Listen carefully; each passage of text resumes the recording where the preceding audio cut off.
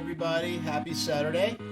My music may or may not be atrociously loud, but either way, we're just going to skip right over to the game itself, and let's just jump right into it. Now, my instinct, after all these streams, is to keep reaching for a controller, but I'm not using a controller. I'm using my, hey, Kalaka Boy, we'll see Sonic the Hedgehog 2D be your first film to see in theaters in 2022. Yes, and actually my first, I wanted to do this for a while. I actually wanted, because the first Sonic the Hedgehog movie was, now, if I need to adjust any of the volume, let me know. I always keep my sound barely audible on my end. I thought I had a cool solution where I could just run my headphones through the mic that I'm using, which worked for one stream, and then it never worked again for some reason. Yeah, but the original Sonic the Hedgehog, now, to just catch everyone up on this game real quick, the last time I streamed Commander Keen, I played episode 1. I unexpectedly beat the entire game and just started on episode 2. So we're going to go into episode 2, which is, these are longer. The first episode was free, the second two they actually wanted you to pay for, so these are a bit longer games. And if I beat this on stream, today, on this stream, instead of going straight to episode 3, I'm going to just spend the rest of the game playing Helios.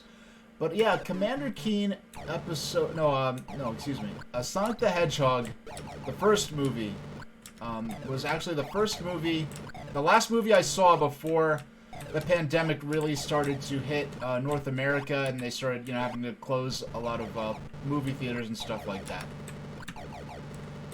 Now, when it comes, and I thought it would be cool, because the second movie, they started working on it so quickly. I thought it would be neat if the last movie I saw before the pandemic hit my country would be, if the last movie I saw was Sonic the Hedgehog 1, and the first movie I saw back in theaters once everything started reopening was Sonic 2. But I ended up at one point visiting a family member, one of my uncles, and they really wanted to go see the Black Widow movie, so I went to see that with them. Because that was about, I otherwise wouldn't have seen it in theaters or seen it whatsoever. Knuckles, he looked about what I was expecting. There is that element of frustration when getting Hollywood actors to play these mainstream voice acting roles instead of professional voice actors. But Idris Elba's performance seemed to suit the character perfectly fine. It's not like the Mario movie where there was a specific history where, like, since 1996 this character had been voiced exclusively by, okay. So I don't remember these stages at all, and that lever, yeah, I was able to drop the, oh, you know what, I see what I need to do. Yeah, I liked seeing Knuckles. I liked that I didn't expect Agent Stone to be making a comeback, but I guess he was so... The one thing, if I could change one thing in the original Sonic the Hedgehog movie, I would have given Agent Stone, Robotnik's little henchman dude, I would have just given him the same suit, but I just would have had it in green, and gave him, like, the name, like, actually maybe even kept in the name, but just have Robotnik keep calling him Snively as an insult. Like, just to tie, just because, like, in the old Sonic cartoon, one of the old Sonic cartoons, Robotnik had a human henchman who was his nephew named Snively, and also that carried on into the, Jim Carrey's, look as Robotnik, slash Eggman. I like how throughout the first Sonic movie, I think they did a good job because Sonic was actually from another planet. I would have made that he was from a different dimension, but that's just a nitpick. But, so, Sonic is actually from another planet. Robotnik, on the other hand, is someone who's actually from our world, and is just like a, sort of a mercenary, but instead of like a mercenary with soldiers, he's a mercenary who builds and deploys and commands drone robots to take care of different military situations, and he'll work for the highest bidder. And so they found a way to incorporate Robotnik into someone who's supposed to be from our world, and they introduce his red outfit as like, oh, this is his pilot suit, and then like his mustache at the end is all blown out because he was when his mech he was in exploded when it crashed, and then he shaved his head when he was going crazy in the, you know, in that, on the mushroom planet trying to find a way back to Earth. So I like how they gradually introduced him and like had a gradual transformation from someone who looks like they belong in our world to someone who looks a bit more like a supervillain. Even though with the black coat, even just having the black long coat with the red highlights sort of hinting at the future Eggman uniform he would later wear. I think they did a great job incorporating him, transforming him into something more like the Dr. Eggman we all know. Oh, no! That's going to be that jump is going to be the... Oh, no, we only have...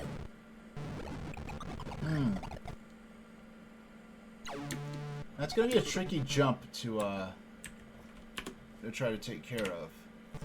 Oh, you know what? It just occurred to me. I did not set the timer. Streaming for 15 minutes. We've been playing for 5 minutes, so let's say 1:20? No, 1.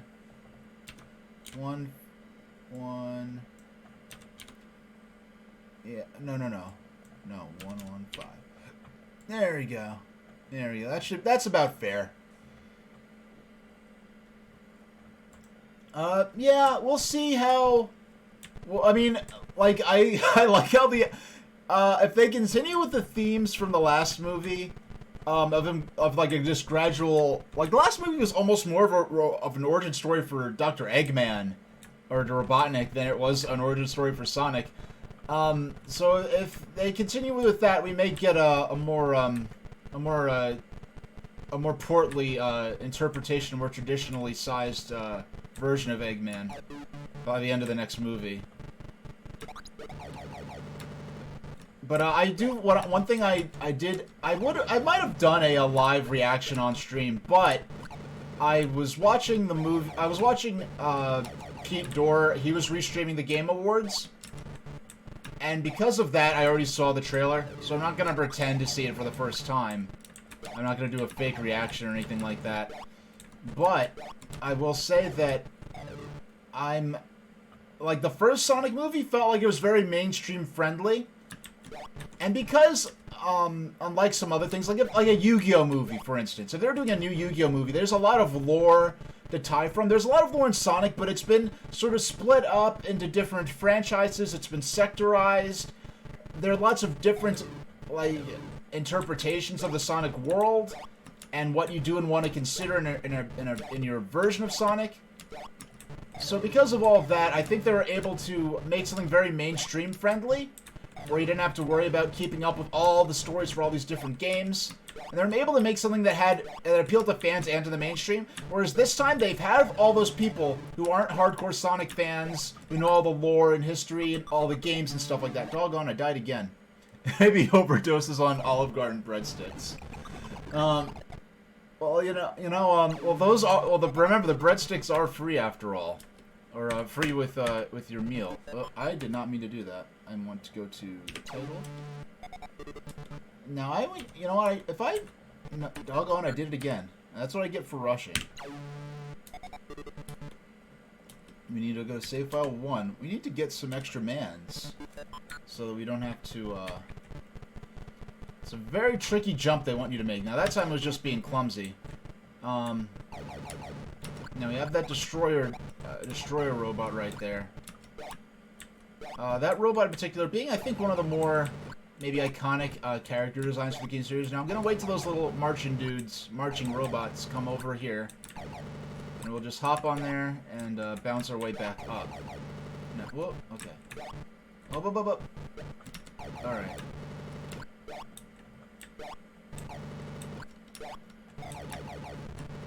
All right. And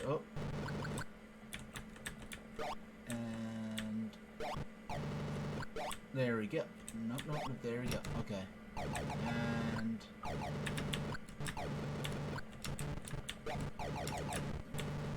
alright. Yeah, I don't know why. It seems like this tribe in particular, I'm having a tough time getting up to there. I don't remember ever spending this much time trying to bounce up here. You know what? It's because I wasn't turning the joystick off. That's what was going on. Now we're gonna try to go for these points because now let's see. Can I? Oh, I touched him. I touched the robot. Oh, you know what?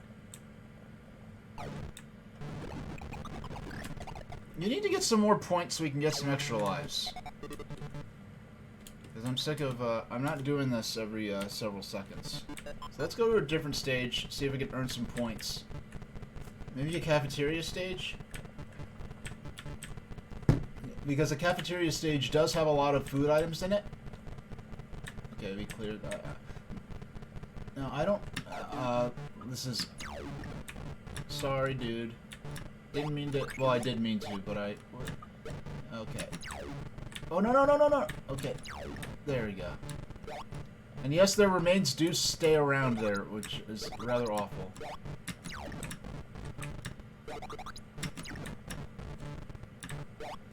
Okay, there's the exit.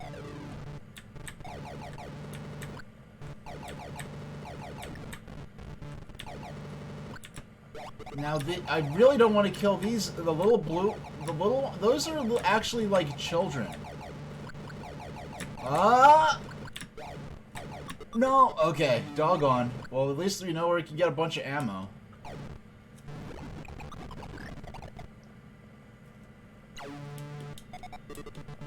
Okay. Yeah, maybe I shouldn't have saved over a file where I lost so many mans. Yes, I am going to call them mans today. I don't know why.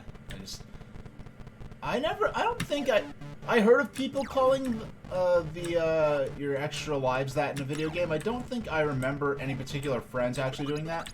What I remember in particular is Strongbad saying that a lot in the in Homestar Runner, and sometimes like, oh, extra mans, and when he's playing these sorts of games. Oh, I killed the kid too. Doggone.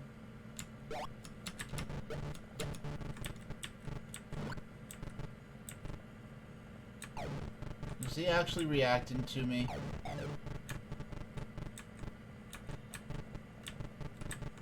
Come on. I know you could jump up. I know he actually can't. There we go.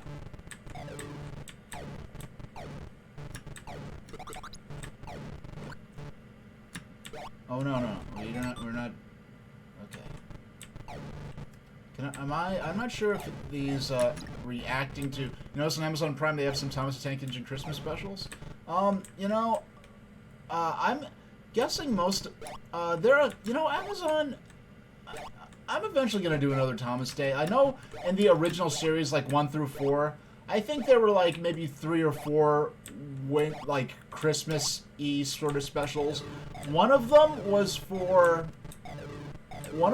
a Christmas special or something like that, but they turned it into a Thanksgiving special in the US version by just changing, because they redubbed it for the US anyway, so like, oh, Thanksgiving's almost here. Meanwhile, they wouldn't actually celebrate Thanksgiving on the island of Sodor because the island of Sodor is part of the British Isles, and Thanksgiving isn't a thing there. It's a North American thing that's celebrated in November in the US and in October. And oh no, okay. No! Okay, we actually are about to get. Yeah, I almost got to that dude that was in that stasis chamber.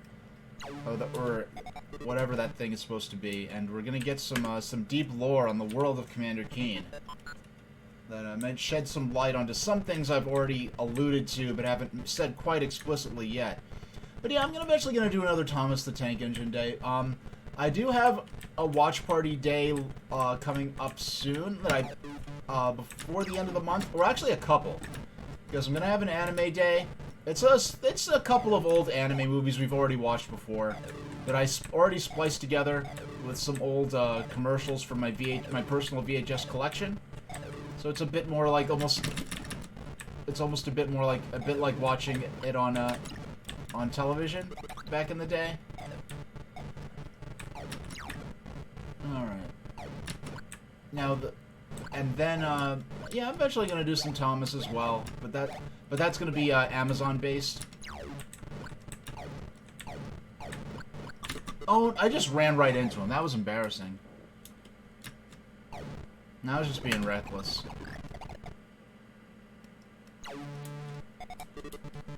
Alright, when we get... No, we have to exit now. Title. title. If I exit a DOS, I basically just have to restart the emulator. Because I don't know how to manually... Like, because with DOSBox X, I can just right-click on an exe file, and just, there's an option to just open with DOSBox, X, and I can just click it. Whereas if I actually had to do the command line thing, I wouldn't even know how to find that on, like... I'll admit, my skills for casually operating DOS, I left them behind as soon as we got a iMac. The Harry Potter game show. Is that... I didn't get to take a look at that. Is that a quiz type thing? Or, like, I have an interesting relationship with Harry Potter. Like, I'm enough of a fan to, you know, I watched all the movies. I watched the last several. The night, you know, at midnight, I got midnight screenings for it. I listened to Pottercast. You know, the several, you know, the quarterlies on... It's like almost like bi-quarterly at this point, Pottercast, or if there's this particular piece of news that comes out. But yeah, one of my favorite podcasts of all time. But I'm not... I only read the books through, maybe, I think, basically twice. They ask movie-based questions. Oh, then I actually would have a shot in it, because one of the reasons I don't read the books that often, I last read the books maybe 10 or 11 years ago, and the first time before that was the first time reading through them all. No, but it's fun being used to the movies, which I'll put those on as background noise or something like that, but I don't really do it now. But back when on ABC Family, I would put those. All right, I'd put those on as background noise all the time. Whenever they'd marathon those movies on Freeform, ABC Family, which is now Freeform, and all right. The Elder Vorticon in the Stasis Field says, "The wise Vorticon never jumps in the dark. In fact, even unwise Vorticons will not jump in darkness." Press enter. But it's fun being used to in broad strokes, the stories through the movies. And then whenever something crazy happens in the books that's different from the movies, it's like a huge surprise and like actually like... And some actors from the films appear on monitor to ask questions. Oh, okay. Yeah, I'll have to check it out. Yeah, I'm already... I'm thinking about when I'd... Yeah, because things like that tend to come and go. If I were to check it out and think it was cool... If I checked it out and thought it was cool, I just immediately put it aside and save most of it for maybe doing on stream someday. But the funny thing about that is that just games like that tend to come and go, where it's like, okay, Warner Brothers are tired of paying someone to maintain it or to add new material to it, so they're just going to take it off the site now, or off whatever and however it's hosted. Alright. Alright. So if I can... I don't know if...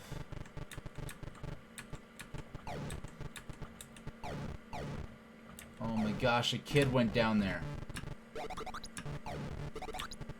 Am I gonna... Is there a light switch anywhere in the stage? I'd love to know.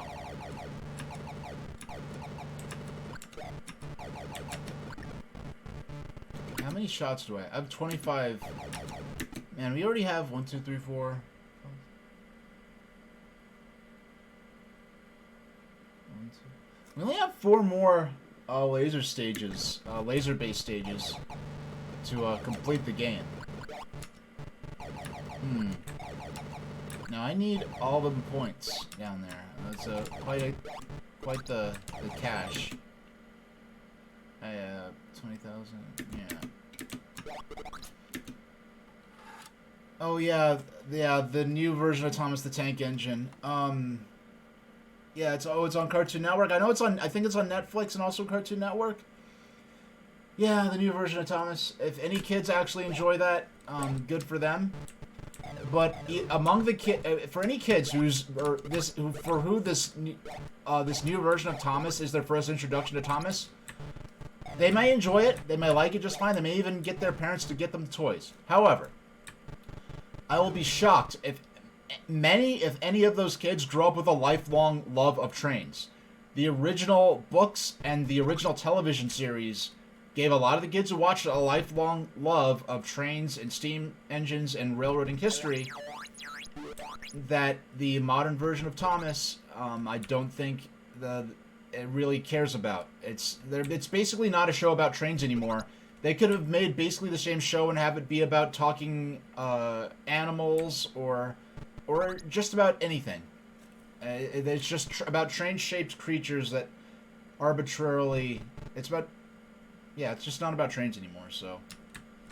Not much. There are some people who will get who will start raging about that new show. I won't. I just know it's disappointing that Mattel's taken a direction where they seem afraid to make a show about trains and are confused why the toys aren't selling the way they want them to.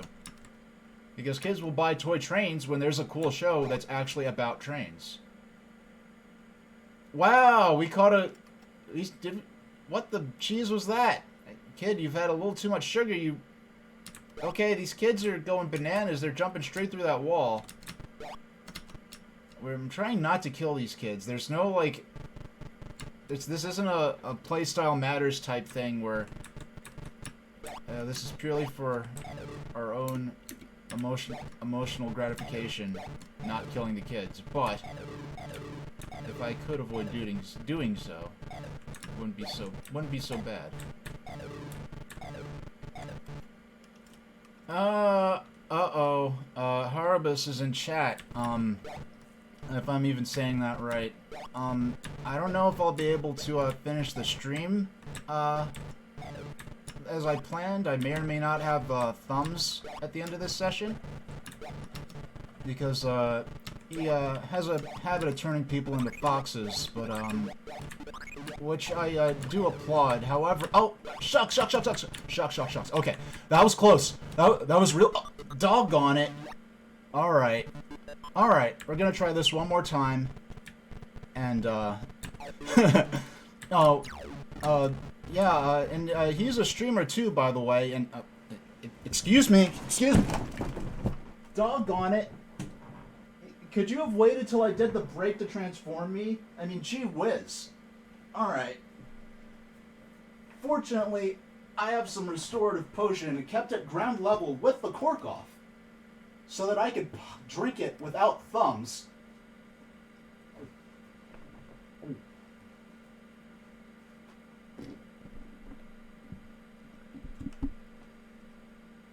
Alright, this is taking a minute to take effect, so I'll be back in a minute.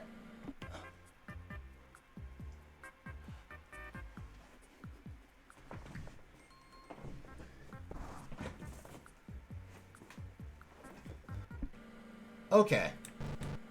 I didn't want to change back on camera because I think there's a Twitch policy about changing on camera. I think that policy was intended for changing in and out of clothes, but with TOS being the way it is these days, I don't really want to take any unnecessary risks.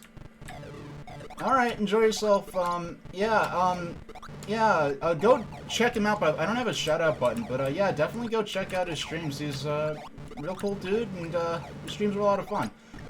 I haven't had time to drop in since the FF7 stream he did. No!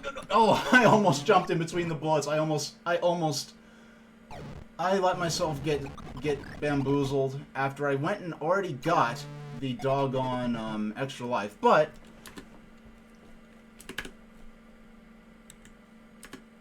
Oh. Okay, no, doggone, I went back... That's what... I mean, it's been quite a while since I've worked retail, but well, actually, I don't really curse that much anyway. But I'm pretty good at my PG rated exclamations, which is nice because I mean, this isn't like a kids stream. This isn't a strictly kid family friendly stream by any means, but I would like making something that my parents wouldn't mind me watching when I was a little kid. Okay, so we know basically if we want the extra man, we gotta go get the teddy bear. There's that little, I guess it's supposed to be a little playpen with all these little kids in it. Yeah, what I'm... well, the Dollar Tree, if you don't know what Clacker Boy is referring to, he's, they're, yeah, Dollar Tree, starting next year, I believe, they're raising their prices to $1.25. I mean, I'd love to go back to, like, 1990 and see what the stuff in Dollar Tree was like, because I doubt that the stuff in Dollar Tree was significantly better than it is now. However, I bet it's basically the same stuff they were selling back in 1990, but that they were just making more money off of it. It would be fascinating to go back that far and find out that the stuff was actually that much better, as the purchasing power of a single dollar was that much stronger back then. I think it's unfortunate. You know, the cash, all the people working in the stores, they're not going to see any of that extra profit. I mean, that's easy. I mean, it's pretty easy. They're making an extra 25. Their profits are going to increase by 25%. With a pricing model like that, it's a pretty easy to formulate how much money they're going to increase by raising their prices like that. Now, I do feel like, well, Dollar Tree, they used to have a multi-price store, which was Savers. No, not Savers. It was Deals. They had Deals was their multi-price store, so it was basically kind of equivalent to Family Dollar. And then they had Dollar Tree, where everything was $1, and then some of the candy and stuff was 75 cents at the checkout. On the other hand, what they did with once they purchased Family Dollar, they turned all the remaining Deal stores into other Dollar Trees, and just had Family Dollar be the multi-price store. I think it's more important, I guess, brand-wise, that Dollar Tree be a unit-price store where everything's still the same price, as opposed to being a multi-price store like Family Dollar, where like things have cost various prices. There are a few things I do buy in bulk from Dollar Tree. I mean, so I guess I better order it on the website before the prices go up, because they're the kind of things that I only buy once, like maybe quarterly, and then that lasts me for the rest of the quarter. And now it costs an extra quarter to buy the same things. I wasn't planning for it to work out quite like that. Okay. Now where are all those... Doggone... Gotcha. Okay. Come on. Fall... No. Where was the... No, he jumped right out the way. He jumped right out the doggone way. Alright. We're gonna... I mean, all of this is to get extra lives, when I effectively have infinite lives anyway, but it's just that we have to keep watching that same cutscene, the game over cutscene, repeatedly. Because each time we, Now this takes... I don't want to... Do I want to... Man, like, when I actually go and kill all these little Vorticon kids, it makes it a lot easier to, a lot faster to get through here. I mean, I used a few shots, but if there's a... Is there a power and off switch anywhere in the stage? Okay. Is there an off switch anywhere in here? Oh, doggone. So I got 2 extra lives. Do I dare to disturb the universe? Do I dare to eat a peach? Okay. Will I risk all this progress we made? Actually, I want to see something. 1,000? Oh.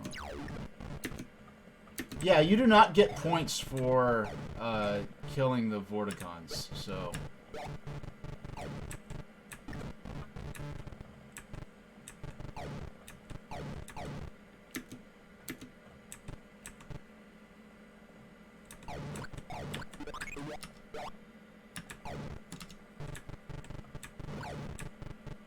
There are three down there. If they can, no, I don't. These aren't single shot kill Vorticons. These take multiple shots. I'm going to, now how do you even get into that deadly area over there, that obvious death trap? Let's...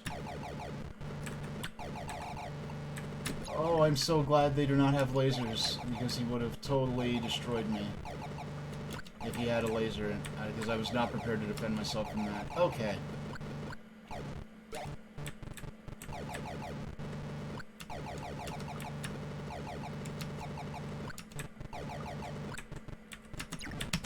Okay. Oh, we're jumping up. We're jumping up. How much? 28, 6, or 20,000 away.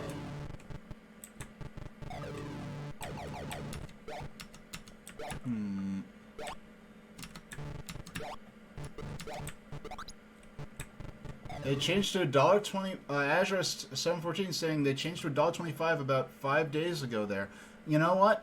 When I went to a Dollar Tree yesterday, actually. You know what? Getting spontaneously transformed made me smear my glasses. I'm gonna go wipe these off real quick. Excuse me. I'll be right back. I just gotta clean these.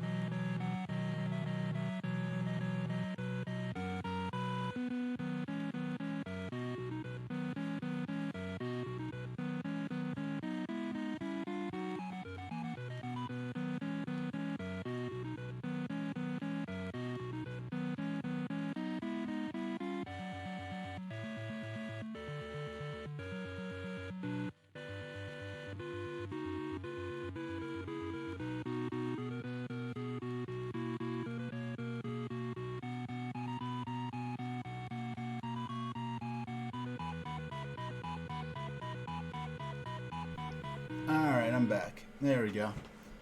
And so as you're saying, some things were 69 cents. Things that were these, I know there's some things like candy and stuff that are less than $1, but are you saying that things that were formerly $1 are now only, some things that were formerly $1 were now less? Because that would be pretty interesting. Now, actually, I need to fix real quick. I just need to bring up.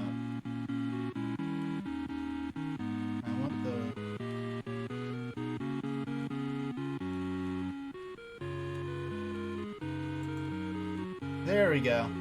I just wanted it so it would actually show the game because I still had it set up for my console cam to pop up instead of my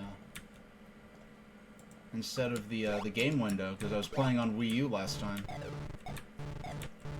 Now, thinking of transformation scenes and glasses and stuff, I don't know, like when in that TF scene when someone's like growing a snout and they're wearing glasses and the glasses fall off, I always found something amusing about that. But anyway, all right. Yeah, and there was a smear that only appeared when I was looking in a certain way with the light. That was... Alright, you know what?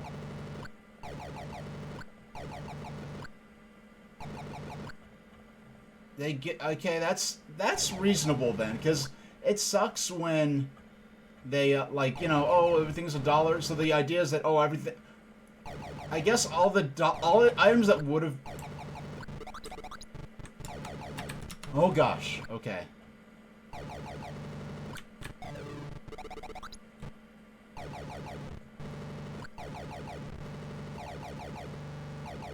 That's ice. I don't trust it.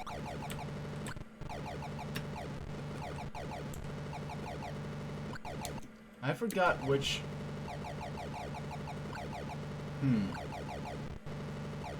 Man, I forgot which,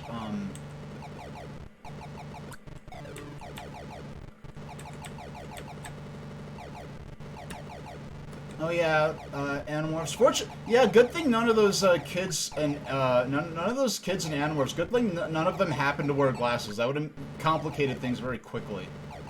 And the thing about Animorphs was that, like, if you were injured, like when you turn into an animal, like if you had lost a tooth in real life, if you just lost a tooth and then morphed back, you'd have all your teeth again because like that was just part of your human DNA.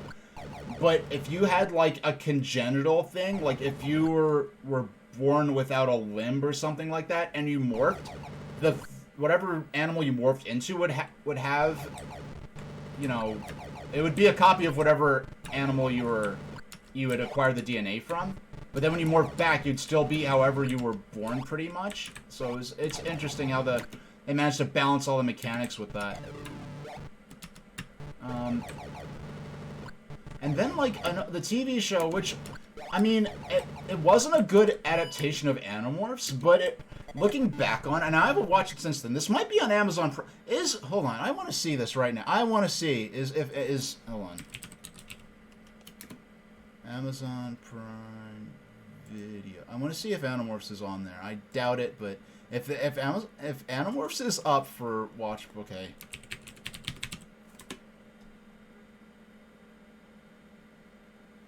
No, it's I think the TV show is up somewhere to watch, somewhere or another, but oh wait. Are you kidding me? Are we dedicating to this timeline? Are we dedicating to this timeline? Okay, I just found out right now that all right. We're going to go full 90s with this stream because okay. All right. This is going to become an Animorph. Okay. I promise you. For those who stick around, this is you know what? The second half of the stream, this might have to become an Animorph stream. Actually, now I'm going to save. Hold on. F5. I want to save. Yeah, the second half of the stream is now going to become an Animorphs watch party. I don't know. Do I have a good... Yeah, the second half of the stream after the break is going to become an Animorphs watch party. I don't have a layout ready for it. I don't, but my generic YouTube like watching thing will work. Actually no, because it's Prime Video. I just need a full screen webcam pretty much. I don't need anything special for that. Now, let's see. Where's a good stage we can go into? Yeah, so anyone, if you have Amazon Prime Video, if you're watching on mobile and you might want to switch over to a laptop, so you can watch it with me if you have Amazon Prime Video, and if you don't, and if you are specifically boycotting Amazon Prime Video because you don't like the company itself, I applaud that and don't mind that one bit. Which is part of... I know, like, the only reason I even have Amazon Prime Video is for doing watch parties on Twitch, frankly.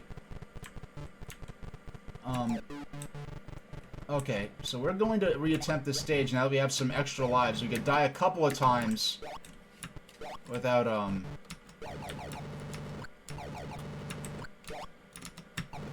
okay.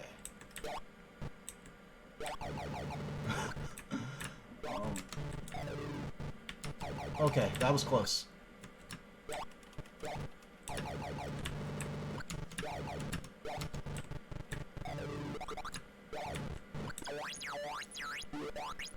Wowee. Look at us go. We got another extra life just from grabbing those few small pickup items there. Now we're gonna... Oh, the platform bumped me a bit.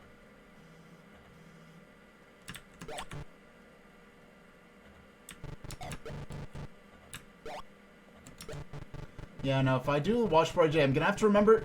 Because how I'm capturing this audio is I'm using the thing on Streamlabs OBS, or Streamlabs Desktop, as it's now known, as according to the latest update. I guess I use Streamlabs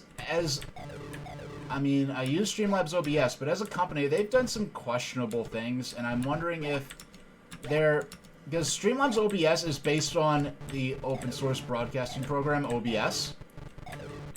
So Streamlabs is free to take the code and make their own custom build of OBS that incorporates a lot of the Streamlabs features and services. But, okay. Okay, I just forgot what was down there. Okay, we're gonna have to make the jump. Actually, no, I want to grab that teddy bear. The teddy bears are worth a ton of points. So we definitely are going to want to grab that while I have the chance. Okay. Now, each time we grab an extra life, it's also true that there's going to be a lot of, excuse me. Now, it's, well, one thing I'm still not used to with using my PC to play games on. Well, first off, continually reaching for a gamepad when I'm not using one, because I'm using a keyboard. Now, I actually played this on a Model M originally. I did not realize that was a prestigious keyboard that would be... Okay. I have to... Oh, you know what? Okay. How do I make... That's a ridiculous jump. That jump is stupid. How do I... Oh, you know what? I think I'm not supposed to make that jump. I'm not supposed to make... I get it what you're doing, game. I get it, I think.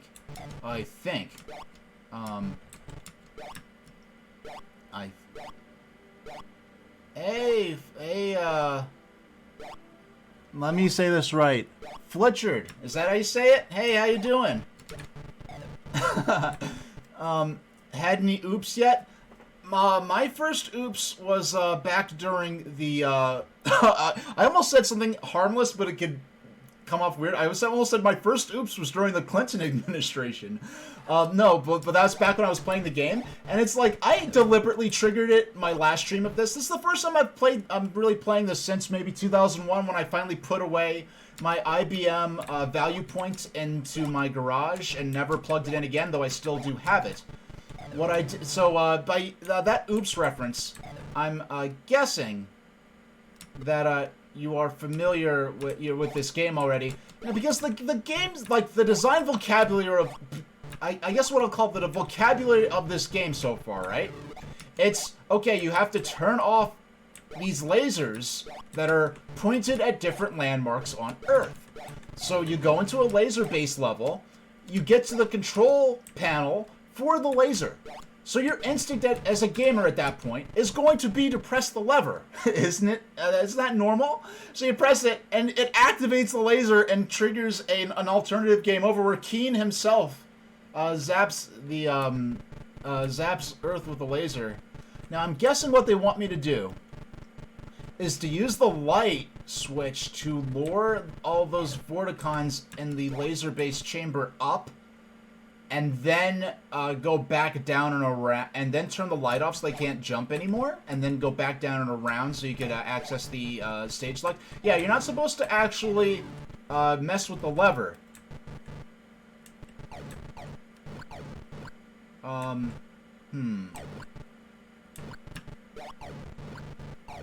No, doggone. Alright. Will we... Yeah, we'll go back to our... We'll save scum even though they built it into the game, but we'll go in. We'll try it again. And, I mean, you effectively... Because of the way the save system works here, because they could have made a save system where once you lose, that's it, and you can't play anymore. Like, it erases your save file. But because of... Oh, this is a different stage than the one we're playing in before, actually. Yeah, they could have made it so that your save file gets erased if you actually get a game over, but they didn't, so... Because, like, I used this example before. Like, Super Mario Brothers, Super Mario World, they could have made it be, like, in Super Mario Brothers 3, when you get a game over, you still have to play the whole game again. In Super Mario World, they could have made it so that, yeah, you can save the game after major boss fights, but they could have made it so that once you get a game over, you have to start from the beginning, but at that point they decided that it's more about finding all the secrets and exits than beating the game in a single sitting like an arcade game, so that you can keep going back to your save file infinitely. Yeah, so it was just annoying. Really, the only reason, it's just annoying having to see the game over cutscene repeatedly. And that's the reason I went into one stage and collected a bunch of lives. Yeah, so I haven't played this game in about 20 years. And I'm older than I look. Uh, so some people may be a little confused because there are a lot of people who are discovering these games for the first time. I mean, they're little kids whose first games are their first games might have been on an NES Classic, just the way a lot of people's. So how many generations have passed of kids who grew up with the Disney classics on video or on DVD? Who were, even their parents or grandparents might not have been old enough to see these movies when they first appeared in theaters. Now, if you were an 80s kid, a kid born in, say, the early to mid 80s, you might have some memories of a lot of Disney classics in theaters because Disney was very shy for a long time about releasing a lot of their bigger animated movies on VHS. They would tend to focus more on the sort of lower key releases, like Sleeping Beauty, or the Disney version of Robin Hood. They would focus on those for home video releases, but not like the big hitters like Sleeping Beauty and like Sleeping Beauty, Cinderella. I know I had a VHS copy of Pinocchio. That was an official copy. It was from maybe the early 80s. That was a hand-me-down from some relatives of mine. So we got through those. Oh my goodness! Oh my gosh. These guys. They are bananas. They are really scary. Yeah, now they're all streaming on Disney. I personally, there are only so many video services I feel like maintaining the subscriptions for. Okay, we don't want to have an oops there. Are we?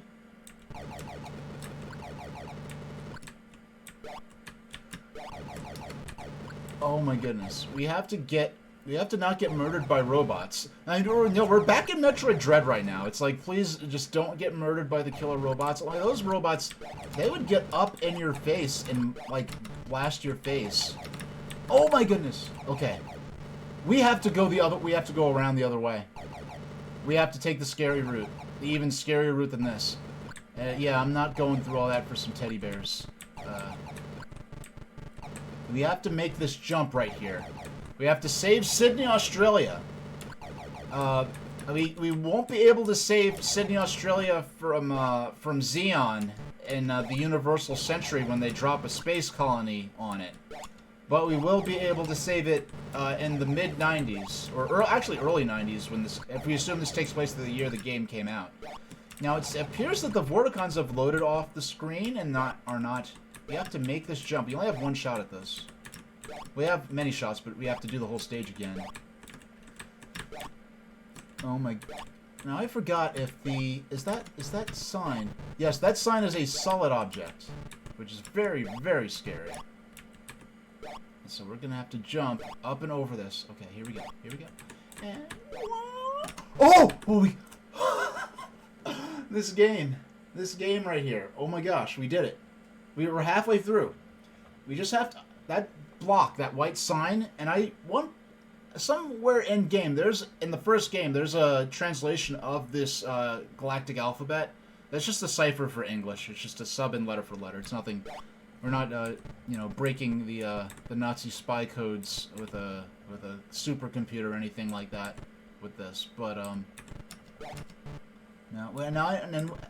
some point I do want to go back to this trilogy because they do. Oh, Disney Plus has a $1.99 special this month. You know, if Disney Plus were to deal out with Amazon, where you could do watch parties of Disney Plus stuff on Twitch, I would. Disney's not, I'm not their friend or anything, but Disney Plus has enough interesting stuff to watch on there that I'd go for it. As far as, okay, we have to do this. We have to survive. Oh, and this is just random headcanon. I'm assuming that all of this is canon with Animorphs. I'm just saying that, just a few years later in like '97, the Yeerks landed. You're canceling next month, Azure Rest?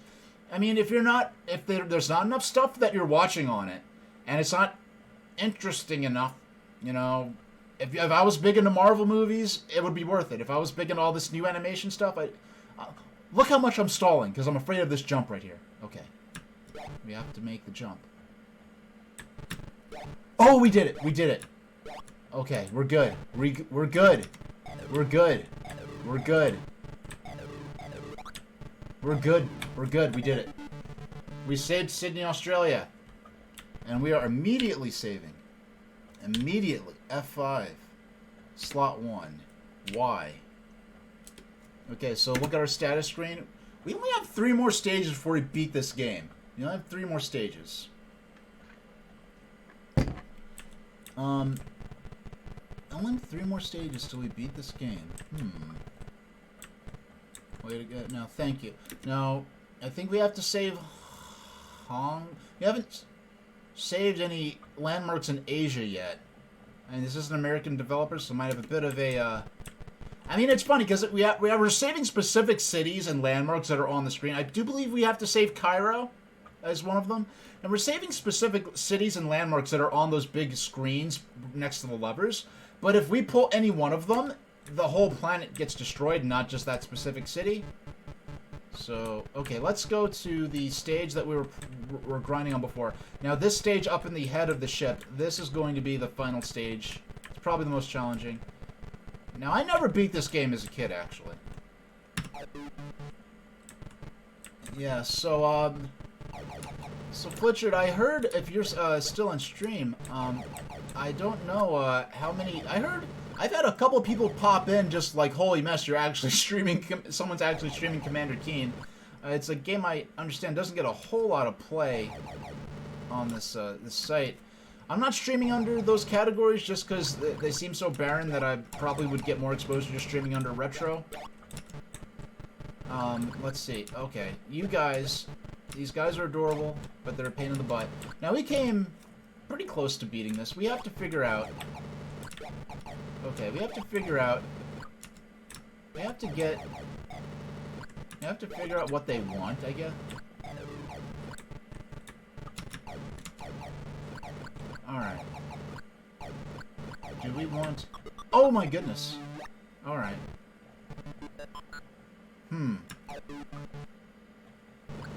Do I want... There's several strategies we could... Actually... No, we have to get them to... No. Yep. How do we...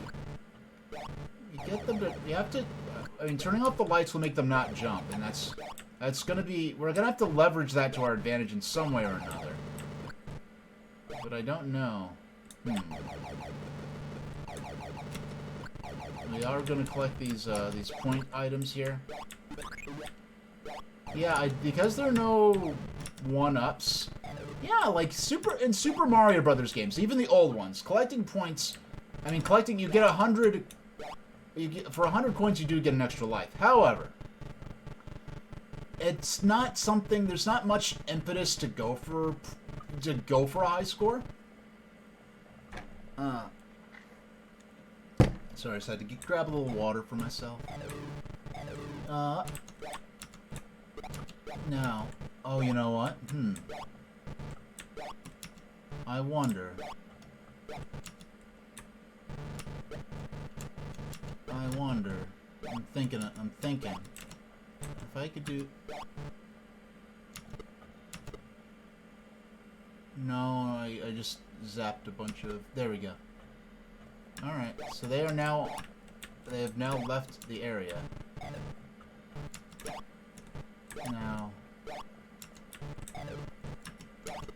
Now, if I go over...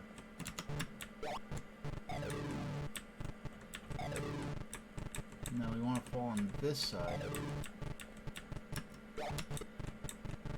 And now we want to activate the bridge, or else we have to make that needlessly dangerous jump over that little zappy antenna thingy, which we do not want to do. Or at least I don't. I've never seen... I've avoided watching, and it's sad because they're not... These games don't get a lot of, like, coverage on Twitch. But on the other hand, I haven't watched other people's playthroughs because having these being some of my favorite games of all time, yet not having played them since 2002, I was in a kind of unique position where I could kind of play them as fresh as I ever possibly could. Now we have to get to the exit. We have to make a couple of scary jumps.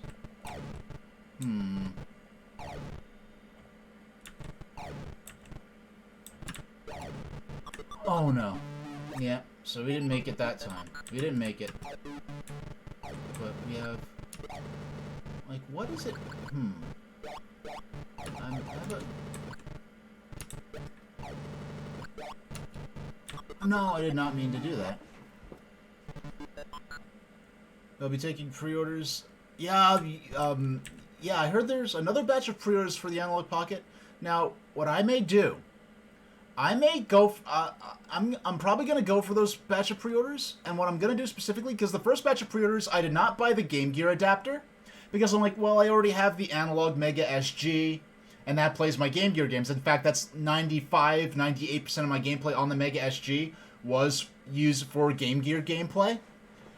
And so I don't need one for the Pocket. But if I get one for the Pocket, not only could I play Game Gear games on the go, however infrequently that would happen, but also I'd be able to set up the... Because frankly, the Analog Pocket I end up using far more frequently than the Analog Mega SG. Because I really... The only time that thing is not put away in the box is when I'm streaming with it. Or if I know I'm going to be streaming with it, if I'm doing a recent trend of 8-bit Sega games. And especially 8-bit the Game Gear Sonic games. So I'm thinking I'll go ahead and try to get a pre-order for the Game Gear adapter. So that I could use it with the Analog Mega SG. I mean, with the Analog Pocket, rather. My Game Gear games. And then I could just use then I could just go ahead and use the Mega SG for Master System and Game Gear stuff.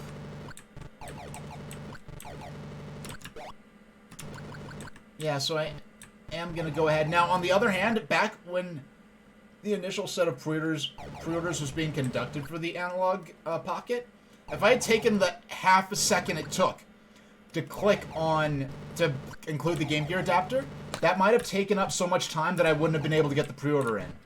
And I had the same problem as a lot of other folks.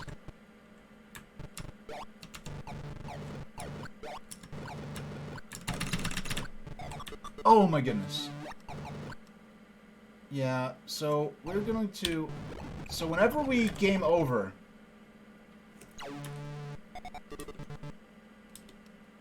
Actually, no, there's no point in doing that. Yeah, let's just... Maybe save close to the stage? It's not important. It only takes... Well, yeah, I have to go through all this. So we'll save closer to the stage itself. 1, 2, 3. Yeah, we only have this laser base, and there's another one on his left leg. And then, that's it. That's the game. And then there's the one in the head. So we'll just make a save file right here.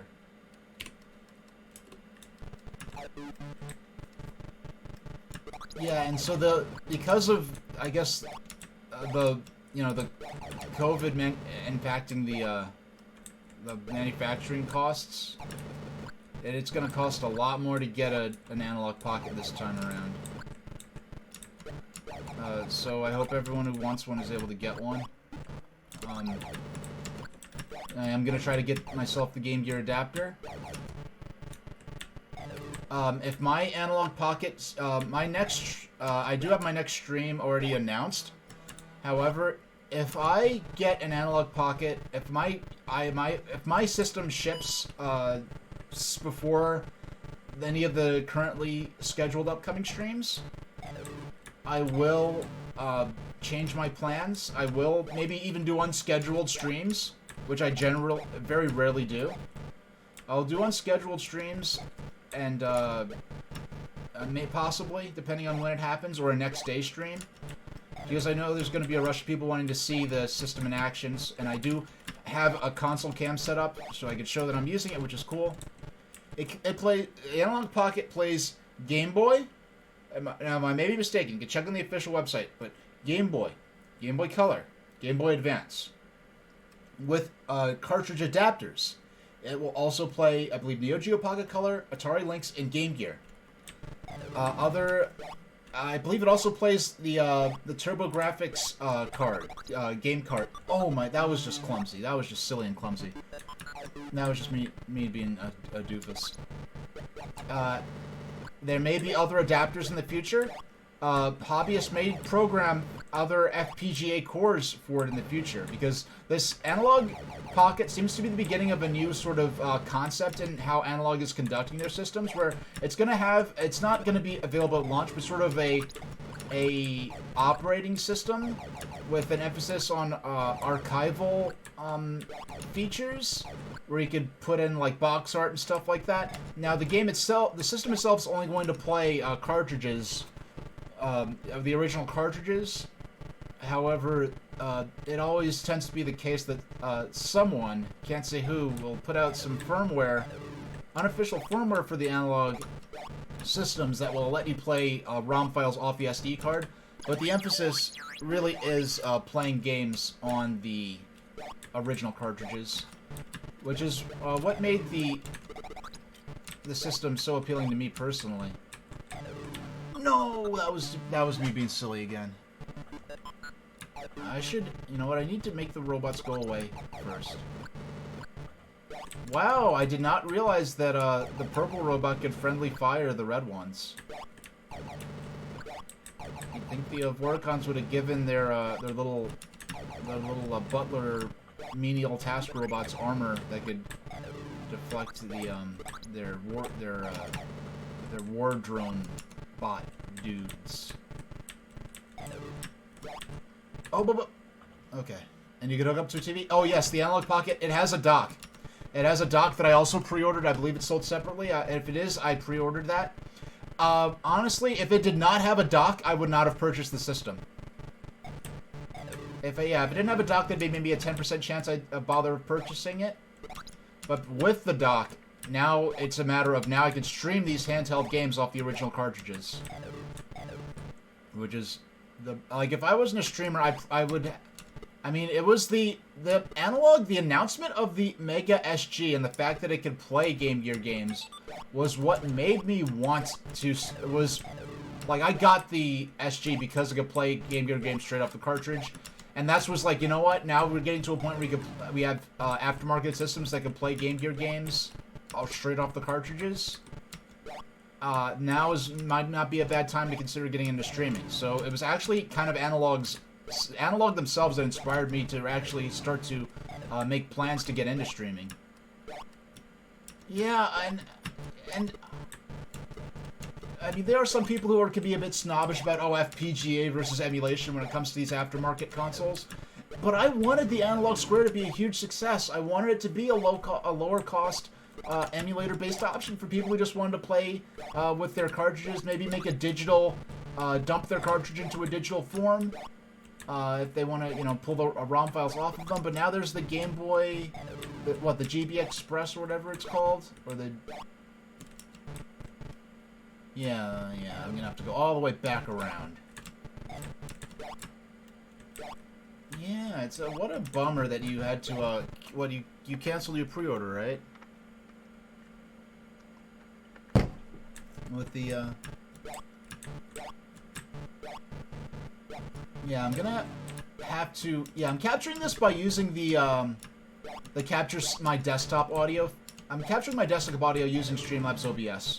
So if I do the Animorphs in the second half, yeah, it's a luxury. It's basically meant to be the ultimate, like, handheld solution for playing handheld games, because the hardware on those systems is aging, and, you know, playing without a light is difficult, and then being able to capture footage off of those systems takes extremely expensive custom modifications. And if you're in a place like Japan, even performing those modifications, even if it has nothing to do with software piracy, is actually illegal. There's a company that was like Katsukitty. They were making, they were based in Japan. They were doing HDMI out mods for 3DS family systems, and they had to close down because that was illegal in Japan to put an HDMI out modification on a 3DS. So they just...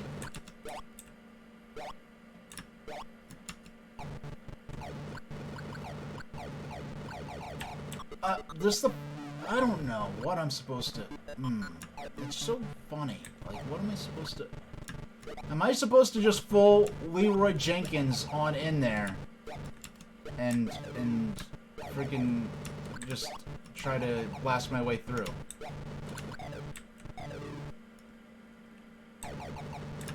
And you know, if it was not for the Analog Pocket, I was considering there were some really high quality, like, HDMI, oh, I did not mean to jump right on top of the robot.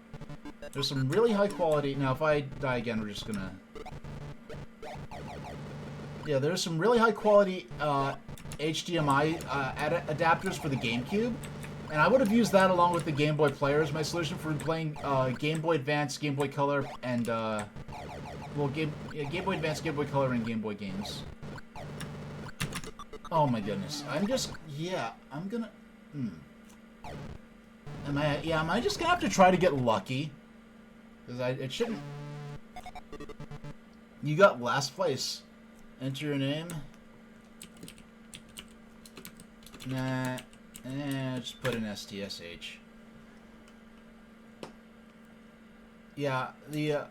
default names are just a bunch of variations on... Okay. On... There we go, option 1.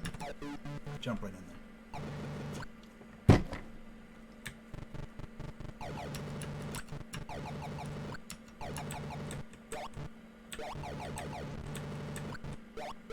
You know what? Yeah, I might do... You know what? This changes everything. I might do... Well, I do an Animorphs... I want to do... We're going to at least do a couple episodes of Animorphs today. Like, and then I'll come back and I'll pull out... You know what? Maybe... Yeah, you know what? I think I might do that Christmas Eve or the day after Christmas, maybe. You know what? But we have to... Let's see.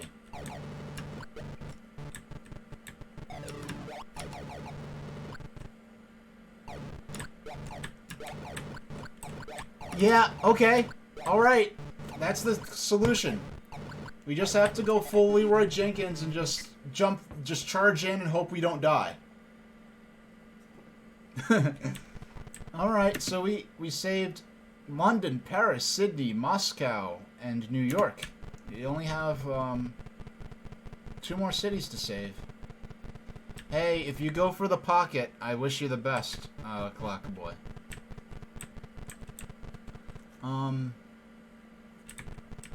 Let's see. There's 3 more there are 3 more laser-based stages. We're gonna do the one on the head last. So we got 1. There's down on the left.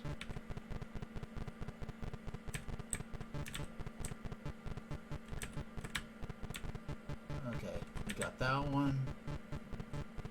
I don't even... Okay, we got that one. Through this corridor, are there any? I don't think there are any we missed. Is there one back here? We got that one.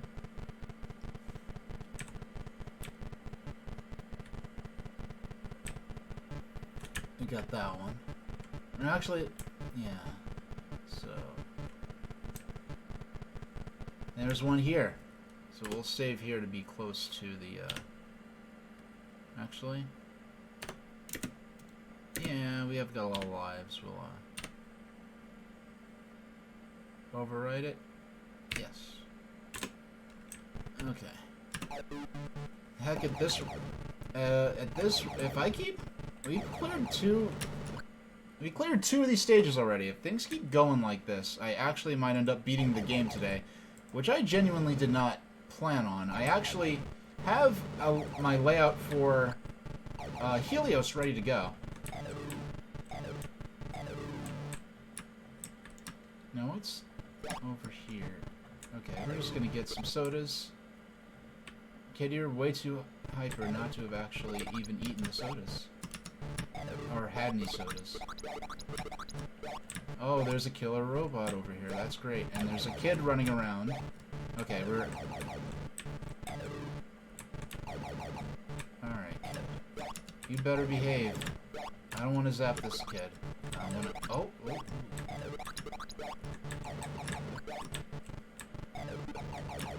Ooh, ooh, ooh. No, no, no. Okay, we're good. We're good. We landed in a safe spot. Okay. Oh my... excuse me, mister. You're way too happy to be doing your... Okay.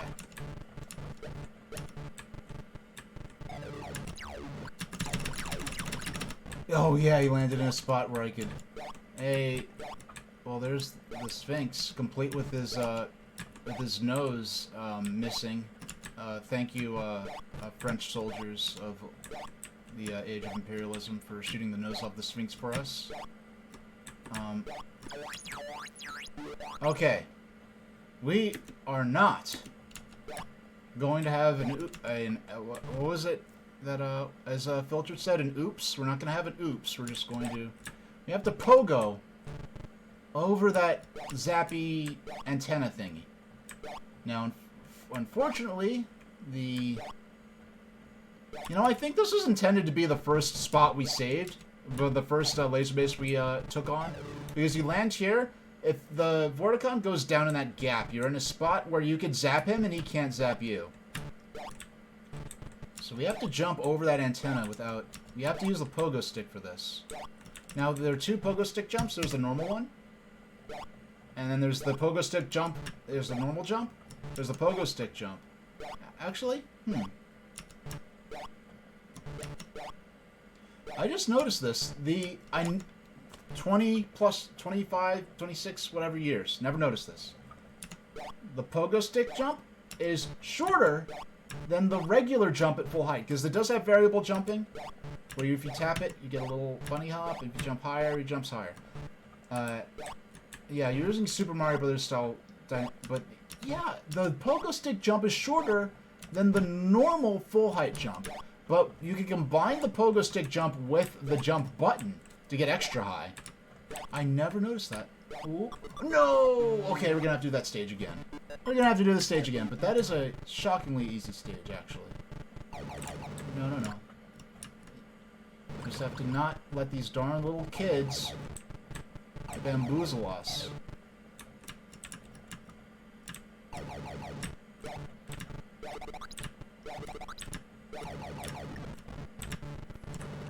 You know, the Vorticons, it's not their fault, which I won't get into now, but you let your kids run around, and your own killer robots are on the loose. Like, really.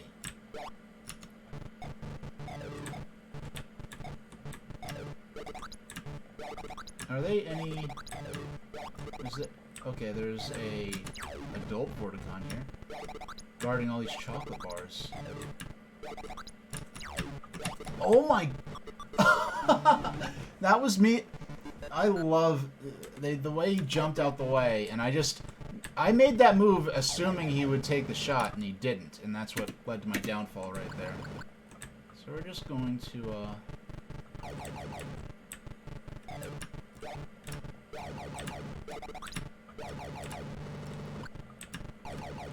just make the... Okay, we're clear. We're clear. We're just gonna jump down here. Gonna grab... Meh.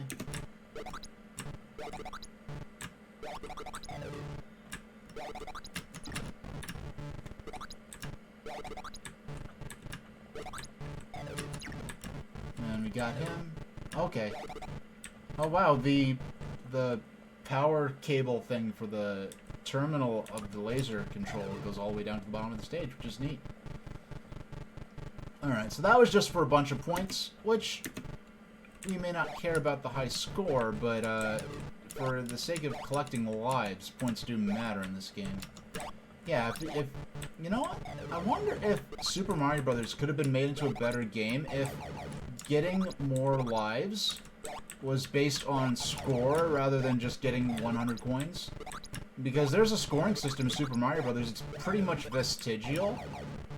Unless you're going for like a time attack score run to get the most points in a certain amount of time.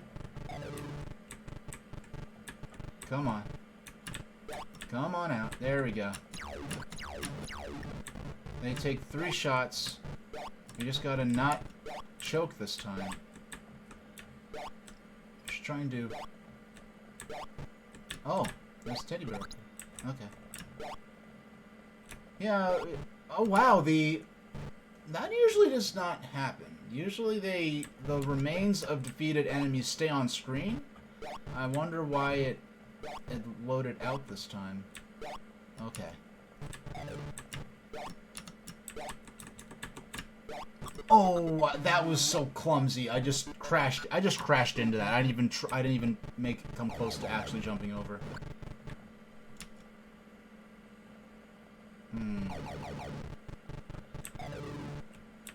Alright, an actual kid made it into this section, so I may have to be a meanie with this. Or the robot could just murder the kid, and Keen doesn't have to do anything. Let's see, 40, 35...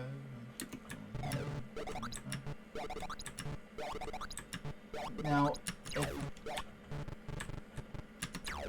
I don't mind jumping through here and getting all these chocolate bars, but if I'm gonna die each time, it's a lot of time that it's taken up by just jumping around.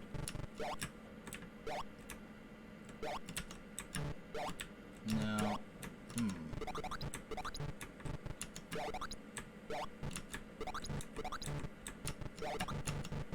Oh. No, I'm not. Now, the more I go after... Okay, Hey, we got another life back. You'd almost rather not... I mean, if I beat this stage on this try, I will save the game.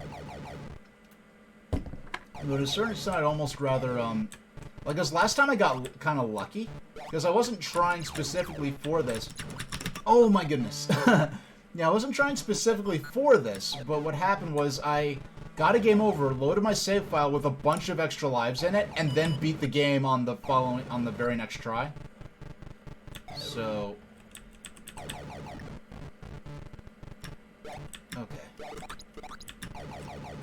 Man, the fact that it makes it's...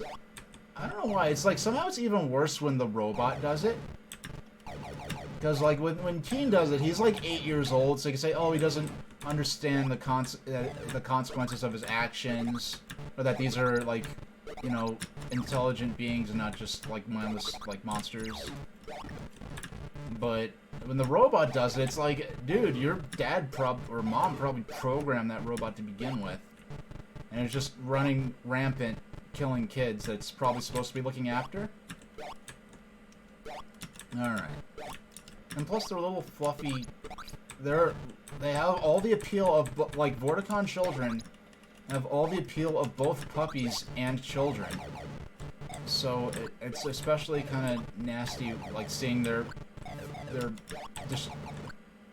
fried corpses laying around after they get shot either by Commander Keen or by... Now, this guy got a little wild last time. Typically, there we go. There we go. Okay, that was quick. That was... The first few times, it seems like he was much more predictable. And we have to not... Oh! Okay, we got him. We got him. Whew. Hey, Harvest. Okay, we got him. Okay, we got him. I just have to not choke on this next jump. Oh, okay. Alright, I think I'm gonna do this. I'm gonna play this...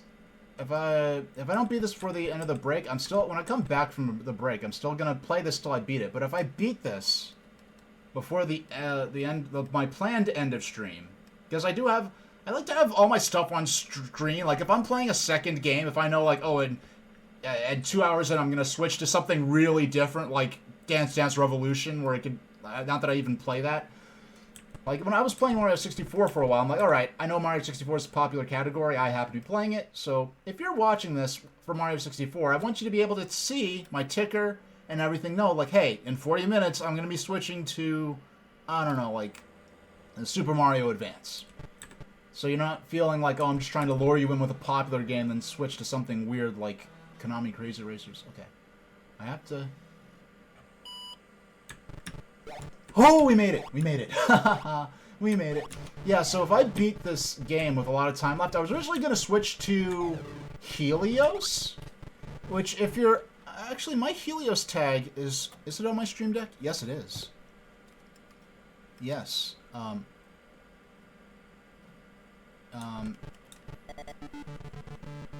Is the command actually working?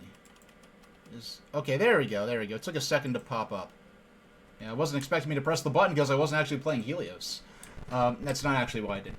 But, yeah, it's a cryptic, it's arguably, possibly, basically the first creepypasta game, which, was from 1993, before what we would consider probably the modern internet. Yeah, when you don't have, opposable digits, you gotta go double hard with the accuracy. But, if you're using something like a Model M or one of those little, like, those keyboards that are either used for preschools, or one of those keyboards that are used, they're like these keyboards with really big buttons, and they're either used in, like, preschools for toddlers, or in industrial factories and stuff where someone might be wearing these huge, like, cold storage gloves or something like that. Those kind of places always, yeah, those kind of places always have those big keyboards with the extra big buttons on them. But yeah, but if I finish super early, I'm gonna turn this into an Anwar stream, which I just discovered was on Amazon Prime Video and is available for watch parties. How many? I have 2 more stages, 2 more laser-based stages to find. Actually, let me save the game while I'm yes. Now, let's see if I could. Oh yeah, it's like basically the first creepypasta game, and it included a text file. Now I actually got this game traded to me on a floppy disk when I was during a school computer club thing in the 90s, and I was playing it alongside. It was the same time I was playing games like this one right here, and it's a very cryptic, mysterious sort of game where. It includes a text file that explains that the game appeared on someone's computer when a close encounter where alien visitors invaded his home, and when he went unconscious, when he woke up, this mysterious program was on his computer, along with some green slime on his keyboard. And there are no characters or obvious purpose to this program. It's a game where you control a balloon in a zero-gravity maze environment. And Vinesauce, Vinny from Vinesauce actually found the game out of context. He just randomly discovered it and was like, this game feels like it was programmed by an AI, which is brilliant because that's kind of what I was going for, because it supposedly was made by aliens. But a moderately, a YouTuber with some following discovered the game in 2016 and made a video about it. And because this predates modern creepypasta culture, so people were looking for any proof that this game wasn't a hoax made nowadays for creepypasta purposes, that it was actually being traded around on floppy disks before the modern internet. And I made a webpage about it on my site at supertrainstationh.com in 2008. So suddenly I have people emailing me because there was a period where my webpage about this game was the only mention of it on the internet. So for a lot of people were contacting me because I was the only existing proof that this game had existed prior to the YouTube video about it. So I was kind of, in a way, the proof that this wasn't a modern hoax. Now, there's some people who genuinely, seriously believe it was made by aliens. I think it was just a cool way to contextualize just a weird maze game. But the cryptic nature of the game and then the sort of fourth wall breaking creepypasta backstory, even as a little kid, I was like, ooh, maybe if you beat the game, you get transformed into an alien or something cool like that. But I don't think anyone's ever beat the game live on stream before. And I've never beat it myself. I've been spoiled for the ending. I believe, so I know what the ending is, and the ending, if you could call it that, I'm just wandering around at random. Okay. We're going in clockwise fashion. I'm just looking for the next stage. There are only 2 more. There should only be 2 more laser-based stages, unless there's just an uneven... Because it looks like there's space for 2 more targets. Those 2 are saved. That one is saved. We're just going to go around in a clockwise fashion.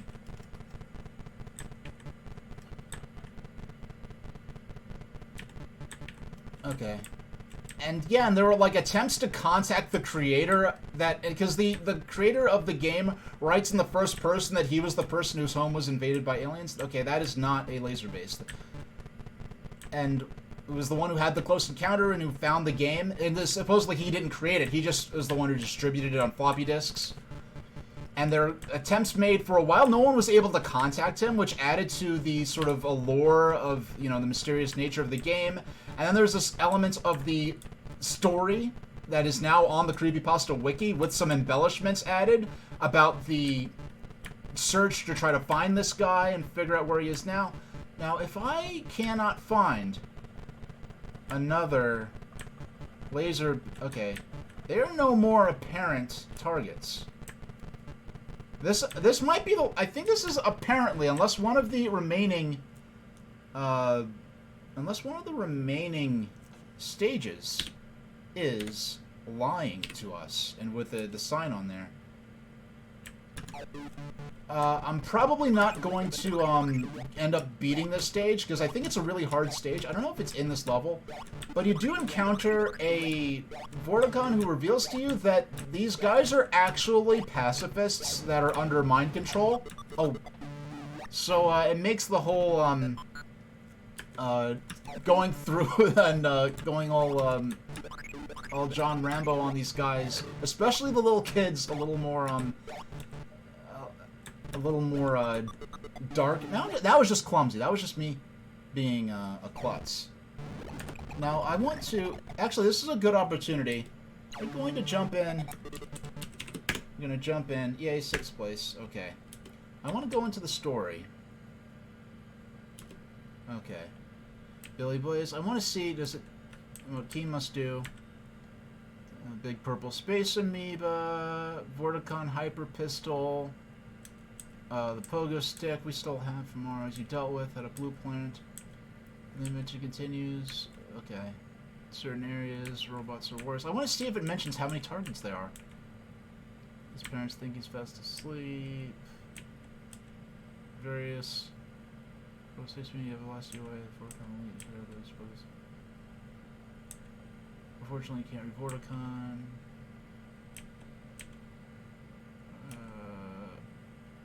Just to let you continue. They don't say explicitly how many targets there are. So this actually might be the last stage we have left to beat. But I might go into now we want to turn the lights off because that makes it so they cannot jump. Okay. We want to... Yeah, we're probably gonna have to beat this last stage entirely in the dark. Guys. Alright. Alright. Yeah. Oh, boy. Yeah, the way they just jump into the plasma is, a little... I don't know, these guys are cute. My, the race in my story, my sort of universe that I don't have a whole lot of published stuff in is kind of very loosely based on these guys, and when you find out that they're actually just under mind control, and really, yeah, and if they had the technology, I think they would have probably made it, did some kind of way to have some kind of special benefits to not just killing them. Because they did have the fact that in these games, the enemies, their remains do not despawn, typically. Which is something they deliberately put in the game because he said he wanted it to have consequences when you killed something. And then in the Quest for Justice, which ended up getting... is a game that's advertised in the info sections of these games, was a sort of an RPG where your playstyle matters, how you treated people, how you act in the game world, impacted how people treated you in return. So it seems like it was very interested in having your actions have consequences in terms of your playstyle, but they didn't quite have the tech to, I guess, pull it off, perhaps. But, yeah, but Quest for Justice, if you do not know, it ended up transforming into Quake. It even mentions in Quest for Justice that your character's name is Quake. Yeah, we got an extra life. We have a couple extra lives now. So, I don't think with the... There's kind of a diminishing returns on how many times you... how many points you need to earn in order to get another try. And due to that... you know what? I'm not using that. I'm not using the red robo to as an elevator. It's just too risky. Now, Now there's nothing I need. Is there anything I really need? Okay. Do I need to... There's a switch here. The switch will let me... What I'm guessing it's going to let me do... Oh, there we go. Well, I'm guessing what it's going to let me do is reroute the robots. Yes, it will. It's going to let me reroute the robots so I could use them as an elevator. Or something. Or... actually, I don't. Yeah, I'm going to have to wait till that platform comes back. And I don't know why I keep mentioning this. I do love that platform. That's such a cool design for a platform. It's... yeah, platform hype. And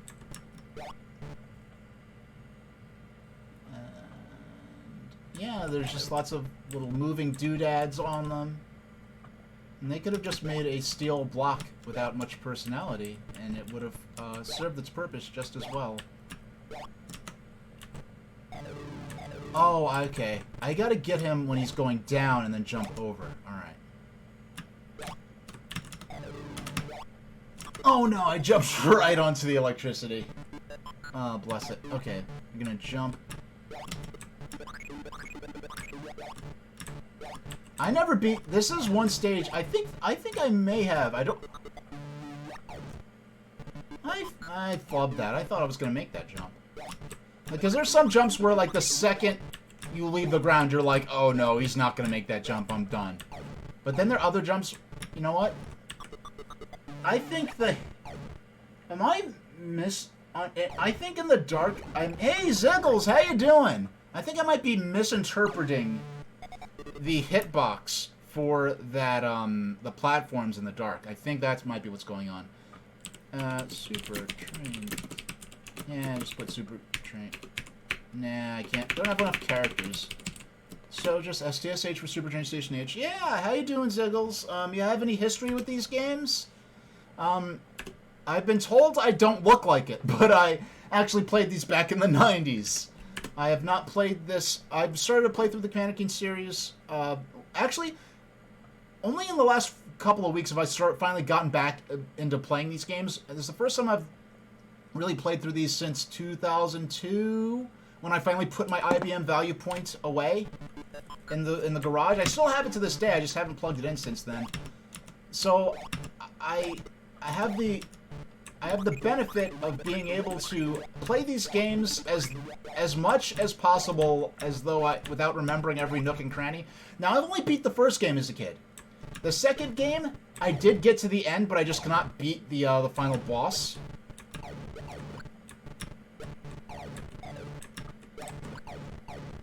Yeah, just lure them over here, and make the jump. There we go. Yeah, I have not beaten this since... No, I haven't played this since 2002. I got up to this final stage. And, like, I think even down to the last weeks I had this computer out. I was playing through this stage over and over. I just could not beat this last stage. I think I may have even beaten all the others. I do believe this is the last stage. I was trying to beat them in quasi-sequential order, and I do remember that. Now, on the other hand, I'd only beat the first game, but on the first game, I found the dark side of Mars, and I found all the secret stages and stuff on my own, like pre-internet. I got all my friends, all the kids in the neighborhood who, because we all traded this game, we all had, these computers. We all had computers that could run this game. So I called them all over and was like, yo, check it out. I found the secret area in Mars. Now, I never knew the cheat codes for this game as a kid. I do have those cheat codes now. I haven't used them, but Those are the cheat codes. You'd have to mail id Software a check or a money order back then. In order to, actually, let me go through here. Because there's a little cache with a bunch of teddy bears, I think. Now, in the dark, these steel blocks, they look a lot like ice. Oh, no.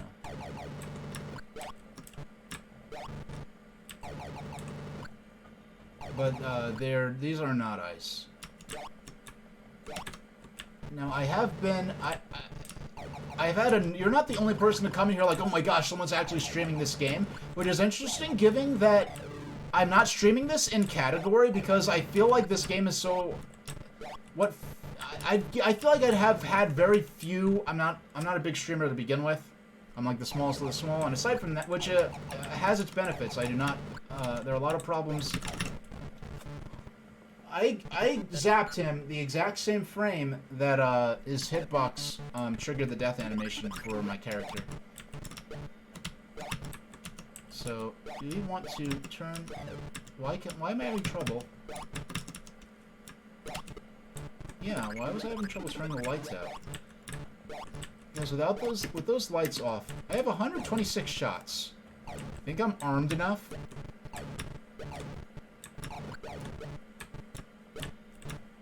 Oh no! Okay.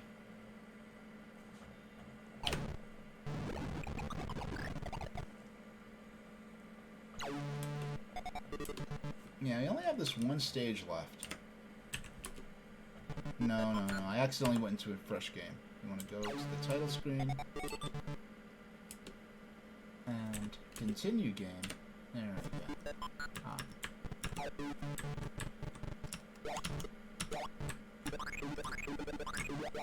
Yeah, definitely a little overboard on how many shots they provide you with. Given that I think we already had 100 to begin with. Just lure these guys over here. Please fall into the plasma.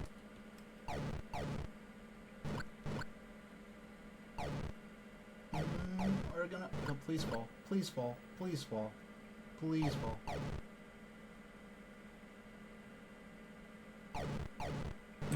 Okay, there we go. And jump. Jump. Okay. Wait a second. Hold on. Hey, I didn't notice that lever was there before. This lever probably totally reinvents the stage and whatever... no, it doesn't. It doesn't. It doesn't. I guess it's there to make you aware that you can alter this... No, I knew this... You have to... No, I knew this lever was here. I used it before. I was like, how am I gonna... If I had to jump over that gauntlet of little electric antennas, I definitely would have remembered that. Whoop! Yeah, I definitely would have remembered that if I had done that before. Okay. We'll get it on the next cycle. I'm just being a little overly cautious. You just have to not get murdered by the robot this time.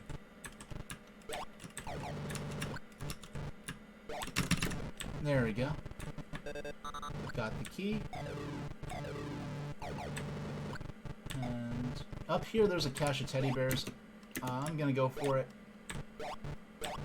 Yeah, there are a couple of Vorticons. It's a minor risk in going for them. You just gotta wait till they're on one side, I guess, and just take them out super fast.